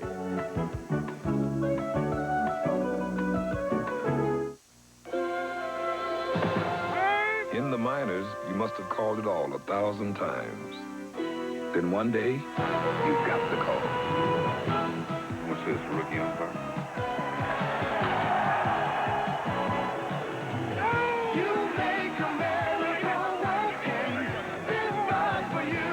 Here's to you. Beechwood Age for that clean, crisp taste that says Budweiser. Compliments of that gentleman. This bars for you. Turtle Wax gives a hard shell finish. Turtle Wax.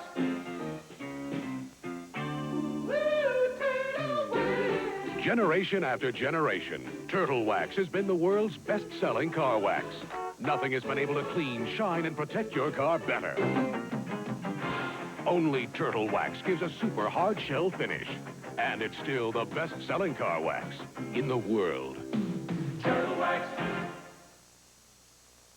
On Sports Tonight, there's only one linebacker like him, Brian Bosworth. Take a look at the All-Stars' new future with the NFL. Then, will George Brett make it back to the Kansas City Royals lineup? And hear what Michael Spinks has to say about the upcoming fight with Jerry Cooney. On Sports Tonight at 11:30 Eastern on CNN. Put on your best suit. Join Spencer Tracy and Elizabeth Taylor for World Color Premiere. Father of the Bride, 7 Eastern on the Superstation, Sunday night. The majority owner of the Cincinnati Reds, Marge Schott, giving her autograph to a young lad. We have played 6 innings, and the Braves have a 4-3 lead. Look at Peter Rose. 4-8-0 for the Braves, 3-3-2 for the Reds. Rick Mailer has pitched very well as we hit the 7th. Frank Williams, the Reds' second pitcher in relief of Jerry Royce, will face Rafael Ramirez and Ken Griffey and Dale Murphy. In the 7th, 4-3 Braves. Here's Ernie. Thank you, John. And the first pitch is a strike on a sidearm curve. Ramirez is 1 for 3 with a single in the 3rd. He'll be followed by Griffey. It's a 1-run game. which is not unusual for the Braves. They've been in some tough ones. Breaking ball outside, it's 0-2. Most amazing thing, so far tonight, it hasn't rained. The forecast was rain between 8 and 9. The clouds were heavy. We've been lucky so far. Here's an 0-2. Fouled away. Braves 4 runs, 8 hits, no errors. The Reds 3 runs, only 3 hits and 2 errors. One of the runs in the 6th inning was a walk. Davis walked and scored. They had 2 walks in the inning, but Mailer got out of it. There's an overhand fastball hit foul. Every once in a while, Williams will come up and throw overhand.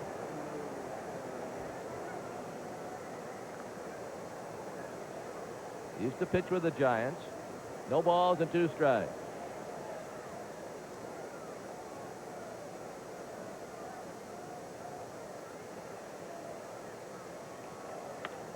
Hit over third, down toward that corner. That's going to be an extra base hit for Rafael Ramirez. He's in the second with a double. Ramirez with his 2nd hit of the night. See if Atlanta can pick up that run that they surrendered in the bottom of the 6th. Well, you know Ramirez, he goes up there swinging on an 0-2 pitch. He smacks it right down the left field line for the double. By the way, at Yankee Stadium tonight, Dennis Rasmussen has a no-hitter going through 6. Yankees lead Milwaukee 5-0. Now Griffey. He'll try to pull it to get Ramirez to third, or a fly ball gets him in, and it's outside. The Yankees have lost 3 in a row. Toronto has won 9 in a row. Boy, the Blue Jays are playing outstanding baseball.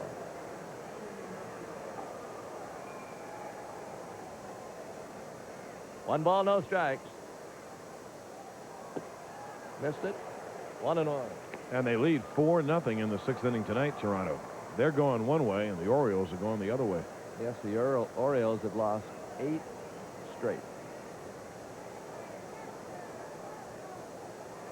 1-1. Murphy's on deck.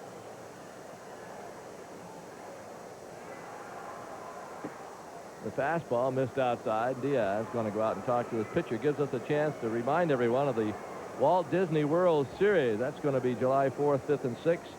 The Braves will play the Cardinals on the 4th and 5th. The Mets on the 6th. Boy, all kinds of happenings at the stadium. Pre-game show involving 1,500 people. There are going to be trips given away, courtesy of the Braves and Disney World and Delta Airlines. Billed as the biggest promotion the Braves have ever had. Robinson starts to loosen up.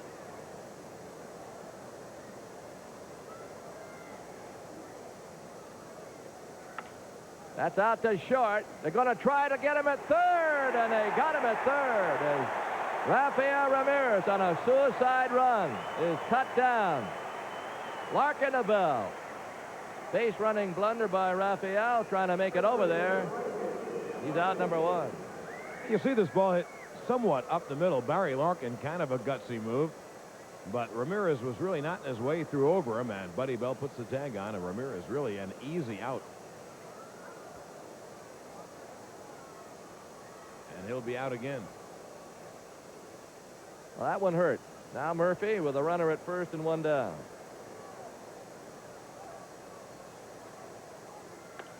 He drives the ball high into the air in center field, but I believe that Davis has a bead on it, and he does, just short of the track. Back to first, Griffey. Murphy, who singled to extend his hitting streak to 10 in the 5th, flies to deep center. Now Ted Simmons. Griffey has 2 stolen bases, have been caught 3 times. He doesn't run that much anymore. As a young man, he was one of the quickest. Simmons is 2 for 3, double last time up.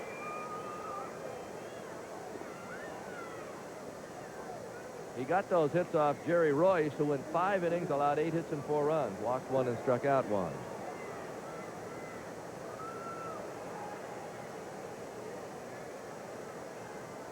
Little flip, and he almost wild pitched to first.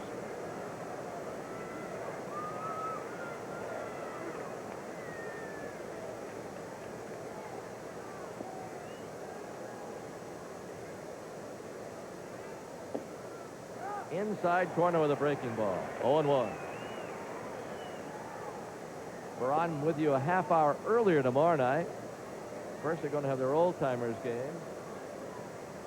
Then we'll be with you at 7 o'clock Eastern. Fastball over. He came overhand. No balls, 2 strikes. In your sidearmer, lefties can give you a problem, so you try to adjust by throwing overhand, and every once in a while, Williams will do that.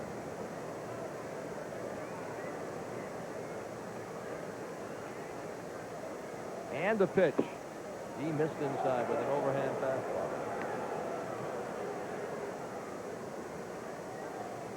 Not only a Walt Disney World Series weekend, but on Friday night, we're going to have that big fireworks display, so a great time to come to the ballpark.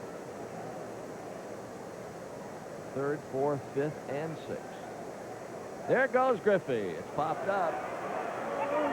Diaz saying he's got to play, but he hasn't. It goes right into the camera booth down there. Well, now that we're all loose. Diaz was waving people away. There you see him wave. But the ball just fell into the camera area. Griffey was going on the pitch.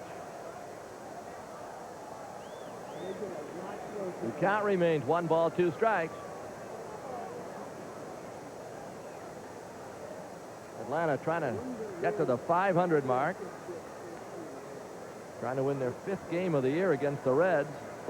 Inside, they only beat them 6 times all last year.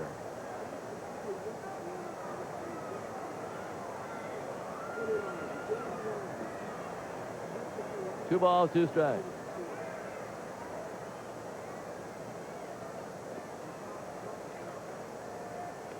Griffey going, foul away.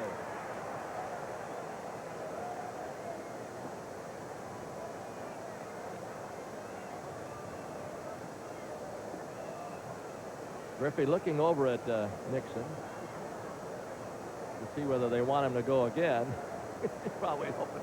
No, he's been down there twice. 2 balls, 2 strikes. Give me a chance to get my breath.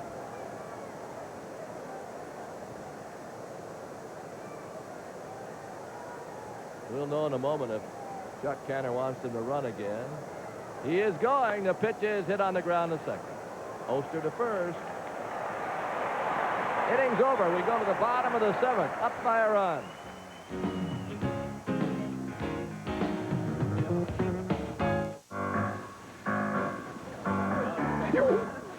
Hello, Wilson. Some party. Some pool, and the water is so sparkling, blue, clear, and mine is so dull. My pool stays beautiful with BioGuard, and no problems. Not with BioGuard. You even get free water analysis. Free? Join the party. Oh, Wilson, bring your pool to BioGuard. Make your pool a party. BioGuard Pool and Spa Chemicals. Call 1-800-874-8000. DuPont, makers of Prime Cofilament Fishing Line, has asked 8 of America's most famous prime fishing celebrities to fully outfit 8 Ranger 393V Comanches the way they fish them. And 8 grand prize winners will take them home, along with other special fishing gear. Just pick your favorite celebrity, and if you're a grand prize winner, we'll send you and your dealer to the 1987 AFMA show in Atlanta, where the celebrity you've chosen will present you the keys to your Ranger boat. Plus, you'll both join them on his TV show sponsored by DuPont. Look for this display at your local sporting goods store and enter the Prime Celebrity Sweepstakes today. Saturday, on the Superstation Western Roundup. Welcome to the Wild West. Doug McClure and Fernando Lamas look marvelous in Backtrack. Then an ex-con stirs up trouble for Matt Dillon on Gunsmoke. And the Cartwrights are bushwhacked by outlaws on Bonanza.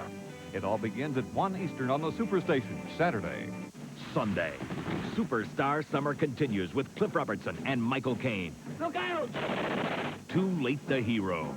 10:35 Eastern Sunday. Monday, Superstar Summer continues with Charlton Heston and Sophia Loren. Soldier, leader, lover, El Cid. 8:05 Eastern on the Superstation Monday.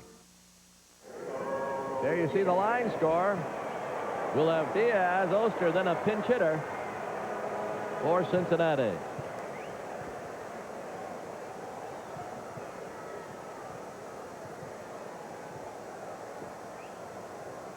I didn't even mention her hairdo. Didn't say anything about it. I thought it was Goldie Hawn for a second, but she doesn't live around Cincinnati. Yeah. No balls and a strike. That is a new hairdo, that I've been informed. Outside. 1 ball, 1 strike. When Pete and I talk about hair, we're a little... we don't have the facts.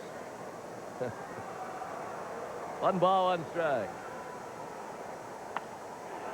Over third. Ramirez just missed it. I think he might have ticked his glove. He's going to try for 2. And Diaz is in with a double.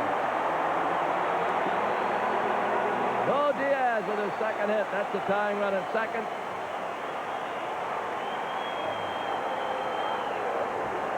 We got a pinch runner. Let's look at the pitch from Mailer. It's a fastball up and in, and Diaz rocks it to left field. The ball takes a great bounce to Griffey, but the throw is just too long to get Diaz. And Diaz goes into second base, and the Reds will get a pinch runner in for Diaz. That's Lloyd McClendon, the backup catcher. McClendon at second.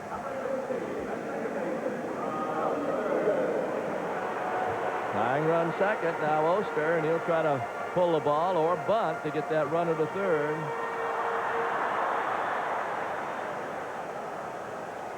Ray's bullpen becomes active. There's a bunt. He might have a play at third. He has got him at third. Beautiful play by Mailer. A bunt to the mound. He had to put the tag on him. A good tag by Ramirez, and we'll look at it again. He bunts it on a hop back to Mailer, and Rick wasted no time. He goes to third. Really a very easy play. McClendon tags himself out as Ramirez puts the ball down. And so that really backfires. Oster, a switch hitter, batting lefty against Mailer, figures to pull the ball to get him over to third, but they had the bunt on to get the tying run to third, and it didn't work. The right-hander, of course, is Jim Acker. The left-hander is Paul Ossenmacher, working now in the Braves bullpen. And one of the prize rookies that the Reds have, Kurt Stillwell, a switch-hitting infielder, comes up. A pinch hit now for Frank Williams. Monchak giving signs to his outfielders. He relays his conversation with Tony Bartiromo, and they move the outfielders around. Give Virgil some credit, too, on that play at third base, because he's supposed to tell Mailer where to go with the ball. Stillwell, who's had a good year. He's batting for Williams. Strike call. In fact, Stillwell hit the ball better when he was playing short than Larkin. He's at 288, 2 homers, 18 RBIs. Blowing away. Reds have a nice problem. They have 2 gifted young shortstops. This is one of them. He can play second base. Stillwell and Barry Larkin. And, of course, 2 outfielders, Tracy Jones and Cal Daniels. They can't play all of them. The teams are trying to trade for them, but they are not giving up the pitching that the Reds want thus far. Well, I think that somewhere down the road, say in July, first part of August, if the Reds are still right there and they feel a pitcher will cinch the pennant for them, they're going to trade one of these youngsters. That's the only time you would do it. And we know from first-hand information, as you look at Pete Rose, that the Braves, when they traded away Brooks Jacoby and Brett Butler, they thought that Len Barker would win them the pennant. One pitcher would win them the pennant. It didn't happen that way, but that was the thinking going in. And to be fair about it to the Braves, they didn't know they were going to lose Bob Horner, then later on Chris Chambliss to injuries in September of '83. Good changeup. 2 balls and 2 strikes. We have 1 out and a runner at first. By the way, Dennis Rasmussen's no-hitter was broken up in the 7th by Jim Paciorek. Mailer's thrown 106 pitches to this point. We're in the bottom of the 7th. Runner going. Throw. Safe. He got a jump. A good jump on Mailer. It was a 1-hop throw by Virgil, but I'm wondering whether a good throw would have hit him. Stolen base. You see the jump by Oster. And Ozzie did not get a good throw down there, but I think he had the base. Time has been called for the moment. 3 balls and 2 strikes. They've got the tying run at second. Cal Daniels is next.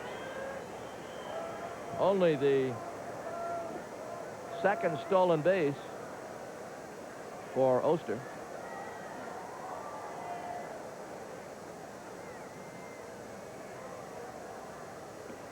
Complicated set of signs, and the pitch hit toward first but foul. A slow curve.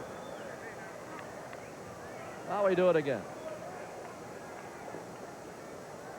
Incredible figures right there. Their only problem is, as we've talked about and then the media has talked about here, is their starting pitching. 3 balls, 2 strikes, but there are a lot of ball clubs can talk about that, including Atlanta. There's a call strike 3. Took a while for Doug Harvey. It was a let-up. It looked like it just floated in there. A change-up on a 3-2. What a pitch by Mailer. Terrific pitch. It's on the outside corner. The change by Mailer. And it floats right over. Strike 3 is called. Cal Daniels from Vienna, Georgia, is 0 for 2 with a walk. We also want to congratulate John Niekro, son of Nancy Niekro and Phil. He was drafted by the Braves. He's a high school pitcher. Bruce Del Kent now. John Niekro pitched at Shiloh High School. It's a question, of course, whether he wants to sign a contract or go on to college. And that is the case with a lot of these kids. The Braves actually drafted 50 high school and college players, and that's one of the things that they have to discuss, whether the boy wants to go to school or whether he wants to go right into professional baseball. Years ago, of course, kids used to sign and go to the minor leagues. Now the college baseball programs are so broad. So many players come from college to the pros, especially pitchers, that it's almost like going into the minor leagues. The Braves had a conference. They have Daniels up and a right-hand hitter on deck, Barry Larkin. So they're deciding how to pitch to Daniels and if they're going to throw him strikes. Inside.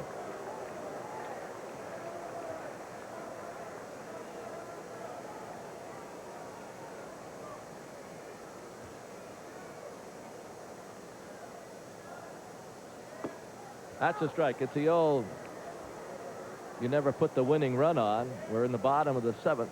They'll try to pitch carefully. Larkin is on deck. Tying run at second. Missed inside. 2-1. Daniels has hit home runs to left field. He's got some power out that way and left center, so that might be the reasoning behind pitching him inside. He's gone in there on just about every fastball. Daniels grounded out the first time, struck out in the 4th, walked in the 6th, and now they will put him on. Now Chuck Tanner walking. Daniels puts the potential winning run at first base. Some managers do that. Some say they never will, and some say it doesn't make a doggone anyway. It's just a strategy. It's still an intentional pass, even though only one pitch was intentionally outside. Now Larkin, who hurt the Braves last night. He hit a home run. And the curve is outside. Doug Harvey almost pulled the arm up. 1-0.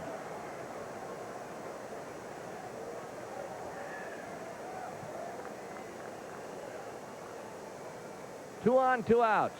Atlanta hanging on to a 4-3 lead. Outside corner, beauty.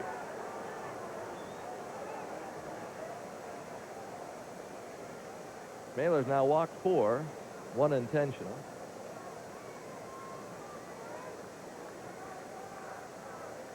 And a pitch. Curve in there.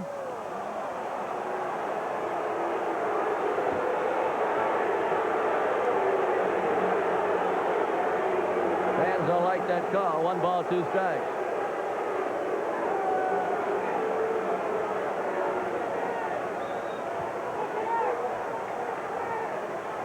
Runners first and second. Daniels and Oster out there. Daniels at first. 1 ball, 2 strikes. The sign by Virgil. And Mailer delivers a fastball high. Mailer facing the batter that he probably has to get out to stay in the game. 2 balls and 2 strikes.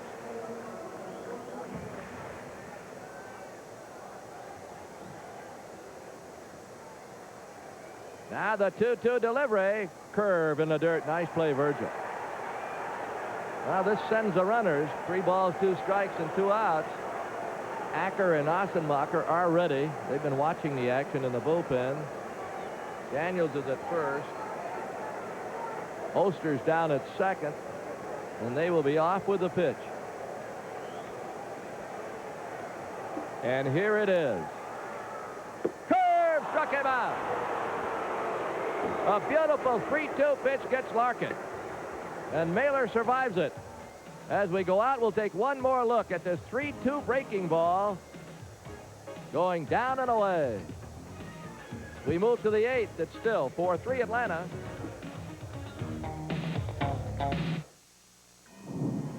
It was so simple.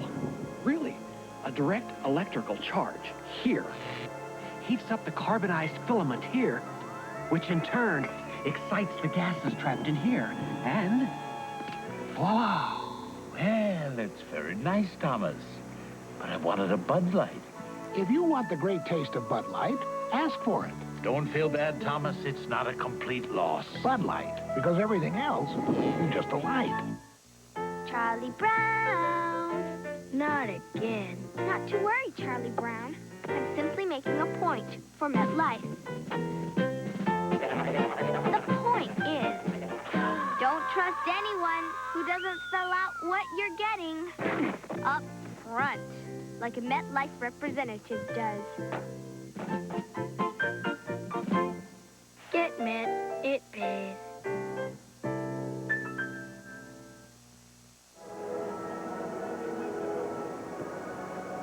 We're going to the 8th inning, and you can see the batting order. Whose dugout are we in? Cincinnati. Ron Robinson is the new pitcher. Go ahead, John. We got some scores. And Lloyd McClendon goes behind the plate. Oh, the Mets are beating up on Pittsburgh. They lead 10-2. Tim Temple has a grand slam in that game. Kevin McReynolds has a home run. Mike Diaz a home run for the Pirates. In Montreal, it leads Philadelphia 9-5. Hubie Brooks a home run in that game. That's at the end of 6.5. Cardinals over the Cubs 2-1 at the end of 5. And later on, Houston at Los Angeles, San Diego at San Francisco. In the American League, in the first of 2, Minnesota beat the White Sox 5-2. Second game scoreless at the end of 1. The Yankees lead Milwaukee 7-0 at the end of 7. Dennis Rasmussen had a no-hitter through 6. Lost it in the 7th. Home runs by Cotto, Salas, and Ron Kittle. Boston and Detroit tied at 4 at the end of 6.5. Toronto leads Baltimore 5-0 at the end of 6.5. And the other games will start a bit later on. New battery, Robinson and McClendon. The batter is Andres Thomas. And the first pitch of ball.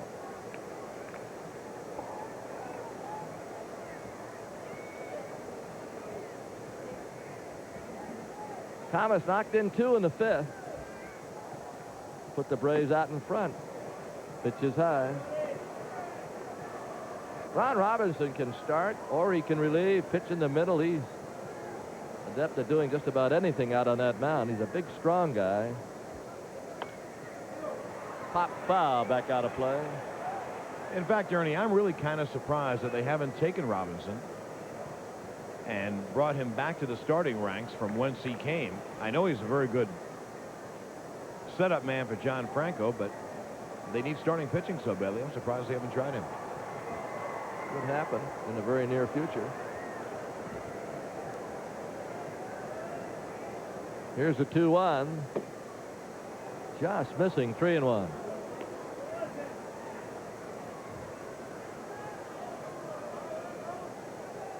They counted on Mario Soto this year, and he went on the disabled list. And the pitch. It's foul. Count goes 3-2. Robinson is 6'4" and 225. He's only 25 years old. Last year, he had an excellent season. 110, lost 3, saved 14. High pop. McClendon may have a play. Yes, he does. Thomas fouls to the catcher. 1 away. Now Ozzie Virgil.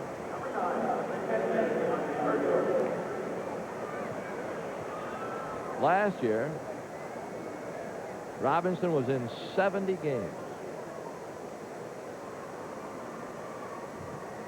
Virgil looking for his first hit. He was hit once. He's grounded out and struck out, so he's 0 for 2.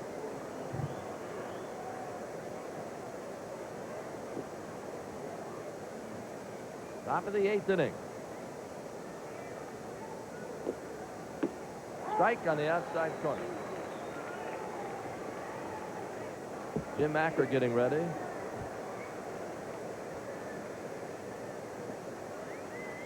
He's pitching like he's going to be in there. He might be. There's a bouncer to third. It is foul.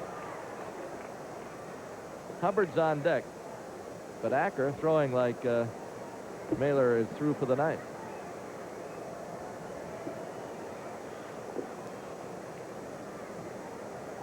$27,244 here paid tonight. That's just about their average. And tomorrow they will go over the 900,000 mark in attendance here at Riverfront. Beautiful crowd and stadium.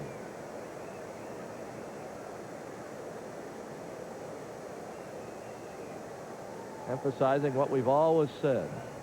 Best promotion in the world is winning. No balls, 2 strikes. And the pitch. The curve is in the dirt. Look at that ball, Doug Harvey.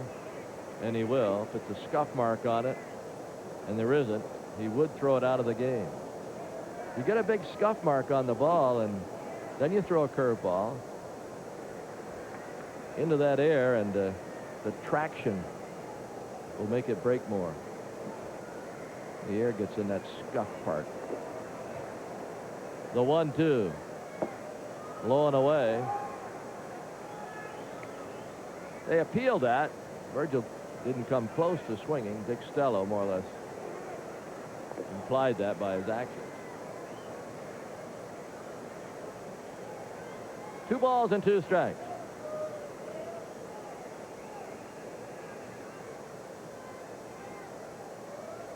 On the way. That's going to be into center field, base hit. Follow the bouncing ball. On artificial turf, you can steer them through in pretty good shape. Virgil gets his first hit.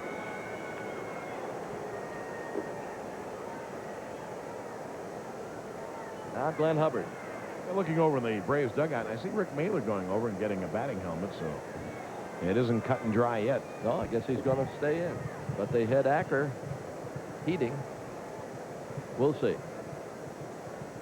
Some might depend on Hubbard right here. If he got a base hit to get Virgil in a scoring position, would create one situation. The Braves, starting a right-hand hitting lineup tonight, have all kinds of lefty hitting on the bench. 1 ball, no strikes.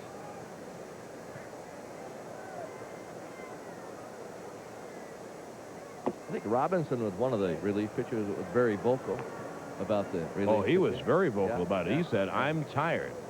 He was the one who said about getting up and warming up even if they don't use him. This is his 30th game. Frank Williams 31st. Rob Murphy has been in 30. A lot of games. That's about half the games played. It's the Braves' 60th game tonight. Now you know how much they use their bullpen. Can you imagine if they did that all year long?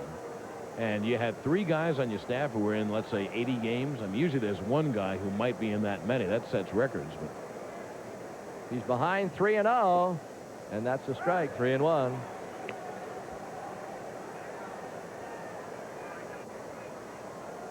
Now Franco is going to the bullpen, so Pete Rose feeling I better get Franco up. So he's going against, really, his plan this year.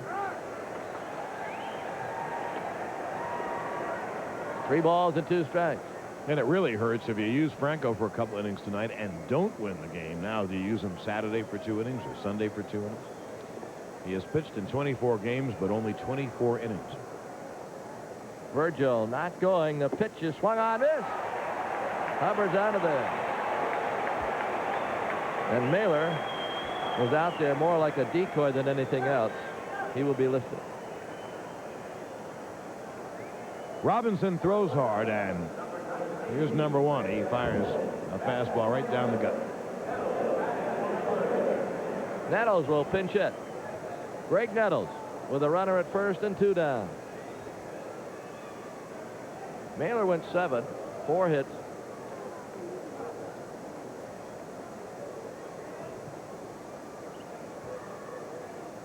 Three runs given up by Mailer. They were earned, 4 walks, 1 intentional, and 5 strikeouts. So Rick Mailer pitched one of his best ball games in some time here tonight. It's up to the bullpen now to hold him.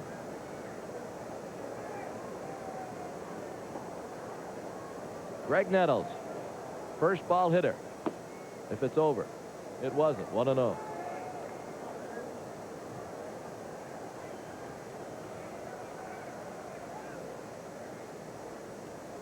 Virgil's at first, and Sasky playing a little bit behind him. They don't feel that Ozzie will steal. Missed a fastball. Nettles at 188. He has 2 homers and 17 RBI. He's a veteran of many a war. Boy, Nettles was on some great Yankee teams. He's hit a lot of home runs in the major league, well over 300. But he's behind in the count, 1 ball, 2 strikes.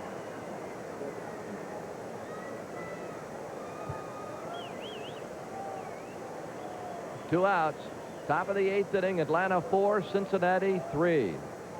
And a pitch. Fouled away.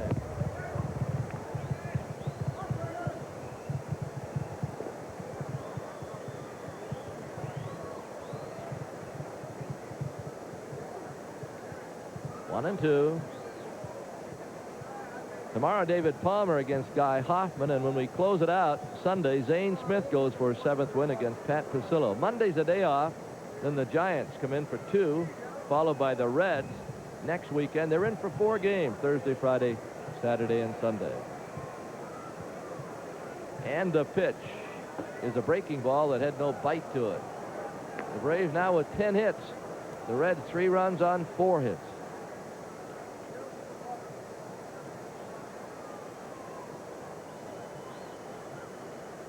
Virgil wanders off first, and Robinson to Nettles. High. That wasn't close. Well, this gives Virgil a little extra start. 3 balls, 2 strikes, and 2 outs. Williams pitched 2 innings, allowed no runs and a hit. Royce went the first 5. He gave up all the runs. And the pitch. Bouncing ball up the middle, but it's going to be fielded by Oster. Quick throw. Nettles out. Throw of the Braves. We move to the bottom of the 8th, still leading by a run.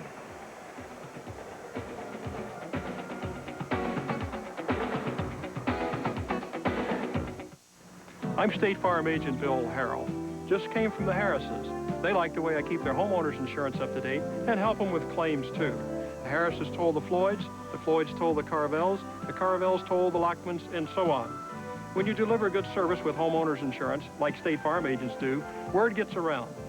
That's why State Farm insures more homes than anyone else. And like a good neighbor, State Farm is there. Once you look through a Minolta Maxim, you'll never see life the same way again. Maxim, the world's first SLR with built-in autofocus. 26 autofocus lenses capture the action as only you see it. Minolta Maxim, let your creativity come to life. The Maxim system, oh, the things you'll do. Only you and the mind of Minolta. Now you can have the confident feeling of dryness you get from Sure Antiperspirant with something you've never had before. A bold, rugged, outdoorsy scent. New Desert Spice. Leave it to Sure to add new spice to your life. Do you know someone who's feeling a little down?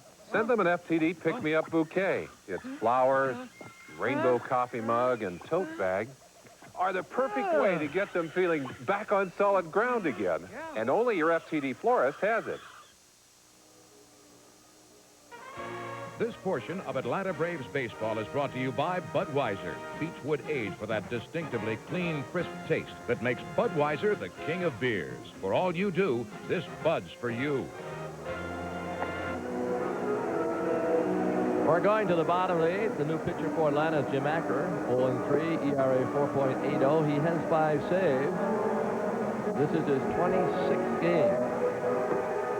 He's got the gut of the order coming up, started by Eric Davis, Dave Parker, and Buddy Bell.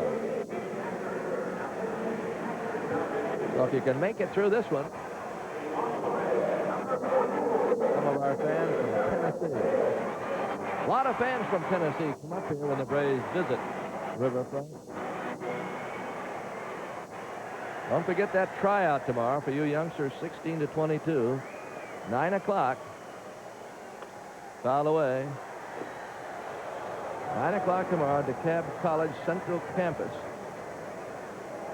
Braves tryout camp.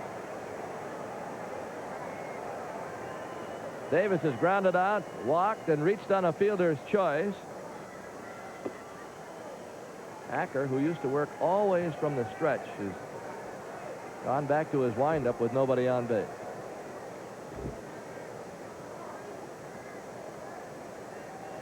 Here's the 1-1. A little bit high. 2 balls and a strike. There's a big guy on deck, Dave Parker.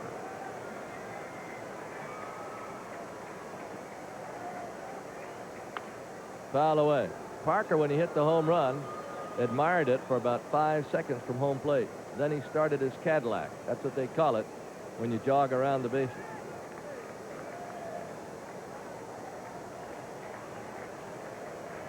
I'd say it took him about 15 seconds to circle the bases.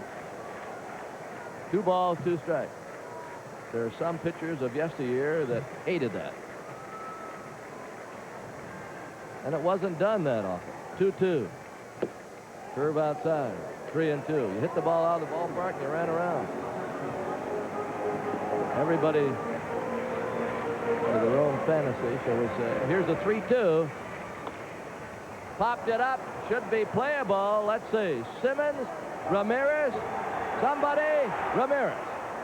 Jim Acker's got to act like a traffic cop out there and just yell in that particular case, and Virgil's talking to him about it. Maybe Acker lost it, but I've seen pitchers almost grab a first baseman if he looked like he was going to make the catch and the pitcher had yelled for the third baseman.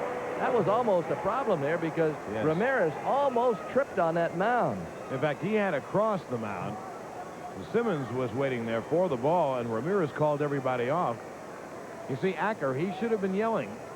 Looked like he was going to catch it. Yeah, and Ramirez had to come all the way across the mound to make the grab. It worked out, but palpitation. Parker takes outside. All right, here's the swing when he hit the home run. And now watch. Isn't this beautiful? Now drop the bat. He hasn't run yet. Isn't that? Hey, that's great camera work. Great. Now, wait a minute. He even waited a few more seconds. He did. In fact, he took the long way around. He went out like he was running the bases in speed. That was great. Bob Elliott, an old-time player, used to dig in up to his ankles when he was batting. This is just another example. I hate to keep going back to the old days, but I'm going to. He used to dig in up to his ankles. First to pitch. There's a bounce to the short, should be out number 2. Thomas to first, plenty of time. All right, Elliott would dig in up to his ankles, and then he would even call time and tell a pitcher, wait just a second. He would kind of gesture to him until I get in up to my ankles because I'm going to hit this ball downtown.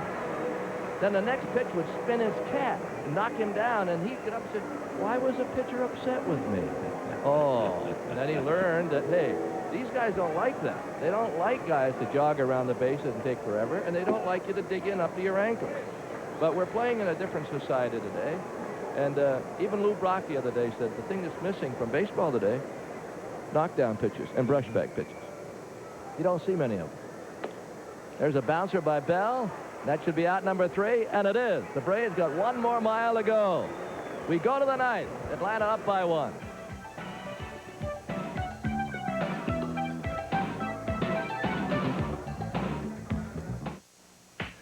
I've got Muscle, my Snapper lawn tractor. It has the power to cut tall, heavy grass down to size. I keep my house clean. Snapper's high vac keeps my lawn clean, just like my vacuum. So the most work I do is empty the twin bag catcher. I have a big appetite. So does my Snapper. I can feed its wagon 30 bushels of grass at one sitting. Snapper Spring Savings means no money down with low monthly payments plus a free work-saving attachment if you buy now.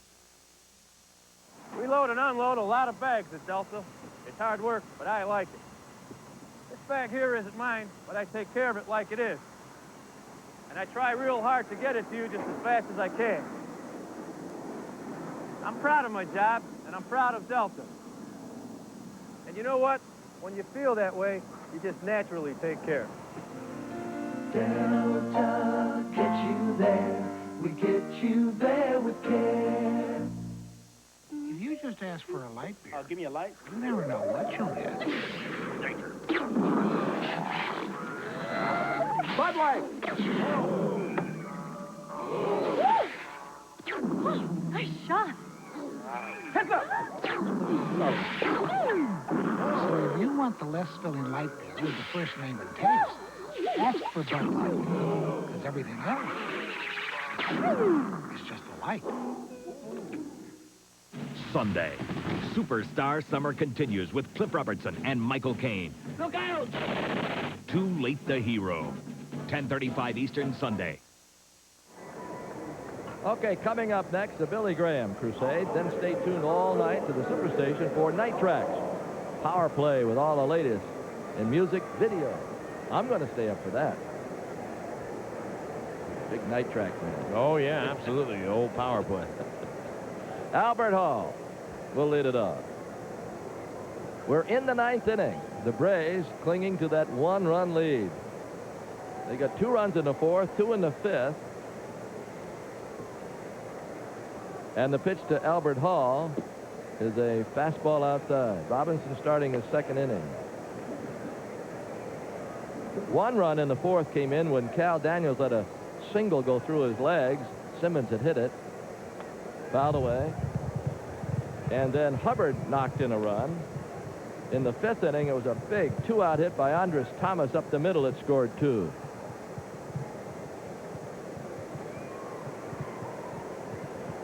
Montreal pounding Philadelphia 13-5 in the 8th. Later tonight, Houston at Los Angeles. And it is a final. The Mets beat Pittsburgh at Pittsburgh 10-2. That's fouled away. San Diego at San Francisco later tonight. And the Cardinals over the Cubs 2-1. That's a big series in St. Louis. They say they're sold out for the weekend in St. Louis. The Cubs and the Cardinals, they're in the 6th inning. Cubs and Cardinals have hated each other from, as they say, the last movie. They have a great rivalry. You know, you're talking about not coming inside and all. I'm talking with Eddie Lopan, a Yankee scout tonight, right after this pitch. Curve high. We're talking about George Bell of Toronto, who I really haven't seen. He has 23 homers, 60 RBIs, and here we are in June. He's already hit a year. He said he's such a destructive hitter. He said, but you know why? And I said, why? He said, because they don't pitch him inside at all. He's a big, strong guy. He says, you have to pitch inside. There's an example right there. 3-2 on a fastball. It almost got Albert Hall. Sometimes you pitch inside because you lose your temper, especially if someone's hit one 8 miles on you. Cleveland at Seattle, that'll be a late start. Here's a 3-2, and Albert Hall gets a walk. That's a start here in the 9th for an insurance run.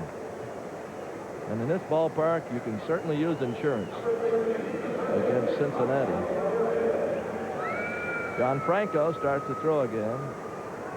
And here's another example about Albert Hall, who really has become a major leaguer this year. He's kind of proved to himself, the Braves, and everyone else in the league, all the scouts, that he can really play. Tonight, he gets a start because a left-hander was on the mound. And he has, let's see, 2 hits and 1 walk. He's been on 3 out of 5 times. That's what you want your leadoff man to do. Scott Breeden out. He's their pitching coach. Ramirez is the batter. He has 2 hits. He singled in the 3rd. Oberkfell loosening up. He could be in there. Benedict was playing toss with him. Obi could be in there in the bottom of the 9th at 3rd. Ramirez may bunt. We'll see. They're looking for it. Runner going. The throw. Safe. Albert Hall steals another one. That's number 15. He's laughing with the umpire, Eric Gregg. Albert Hall has done such a great job. 15th steal in 19 attempts. He got a good jump. McClendon, a pretty strong throw, but Albert Hall got in there. Now you can bunt him over to 3rd and hope that Griffey or Murphy or have Ramirez swing away for a base hit and go to right field, which he does often. Well, the Braves, who started this season not stealing any bases, but when they got Albert Hall going, seems like it caught fire with other people, too, have now stolen 40 bases this season. He's going to bunt. He popped it up. Ramirez failed to get him to 3rd. He pops up to the catcher on the bunt attempt.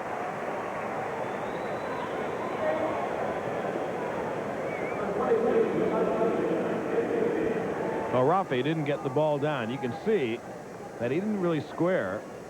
Just try to make contact with the ball, went straight up. Robinson throws hard, and McClendon makes the grab. So now Albert Hall at second base, and the Braves need the base hit to score him, but they got 2 pretty good hitters coming up, Griffey and Dale Murphy.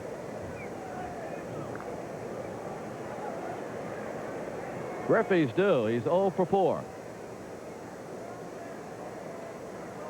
He came in batting .435 against Cincinnati this year.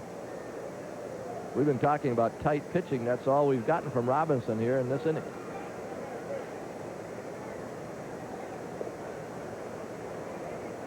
Well, you wouldn't think Franco would get in this game, in this particular spot, if he's letting Robinson pitch to Griffey. Murphy's next.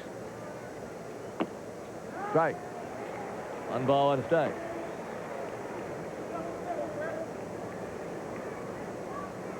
One out, a runner at second.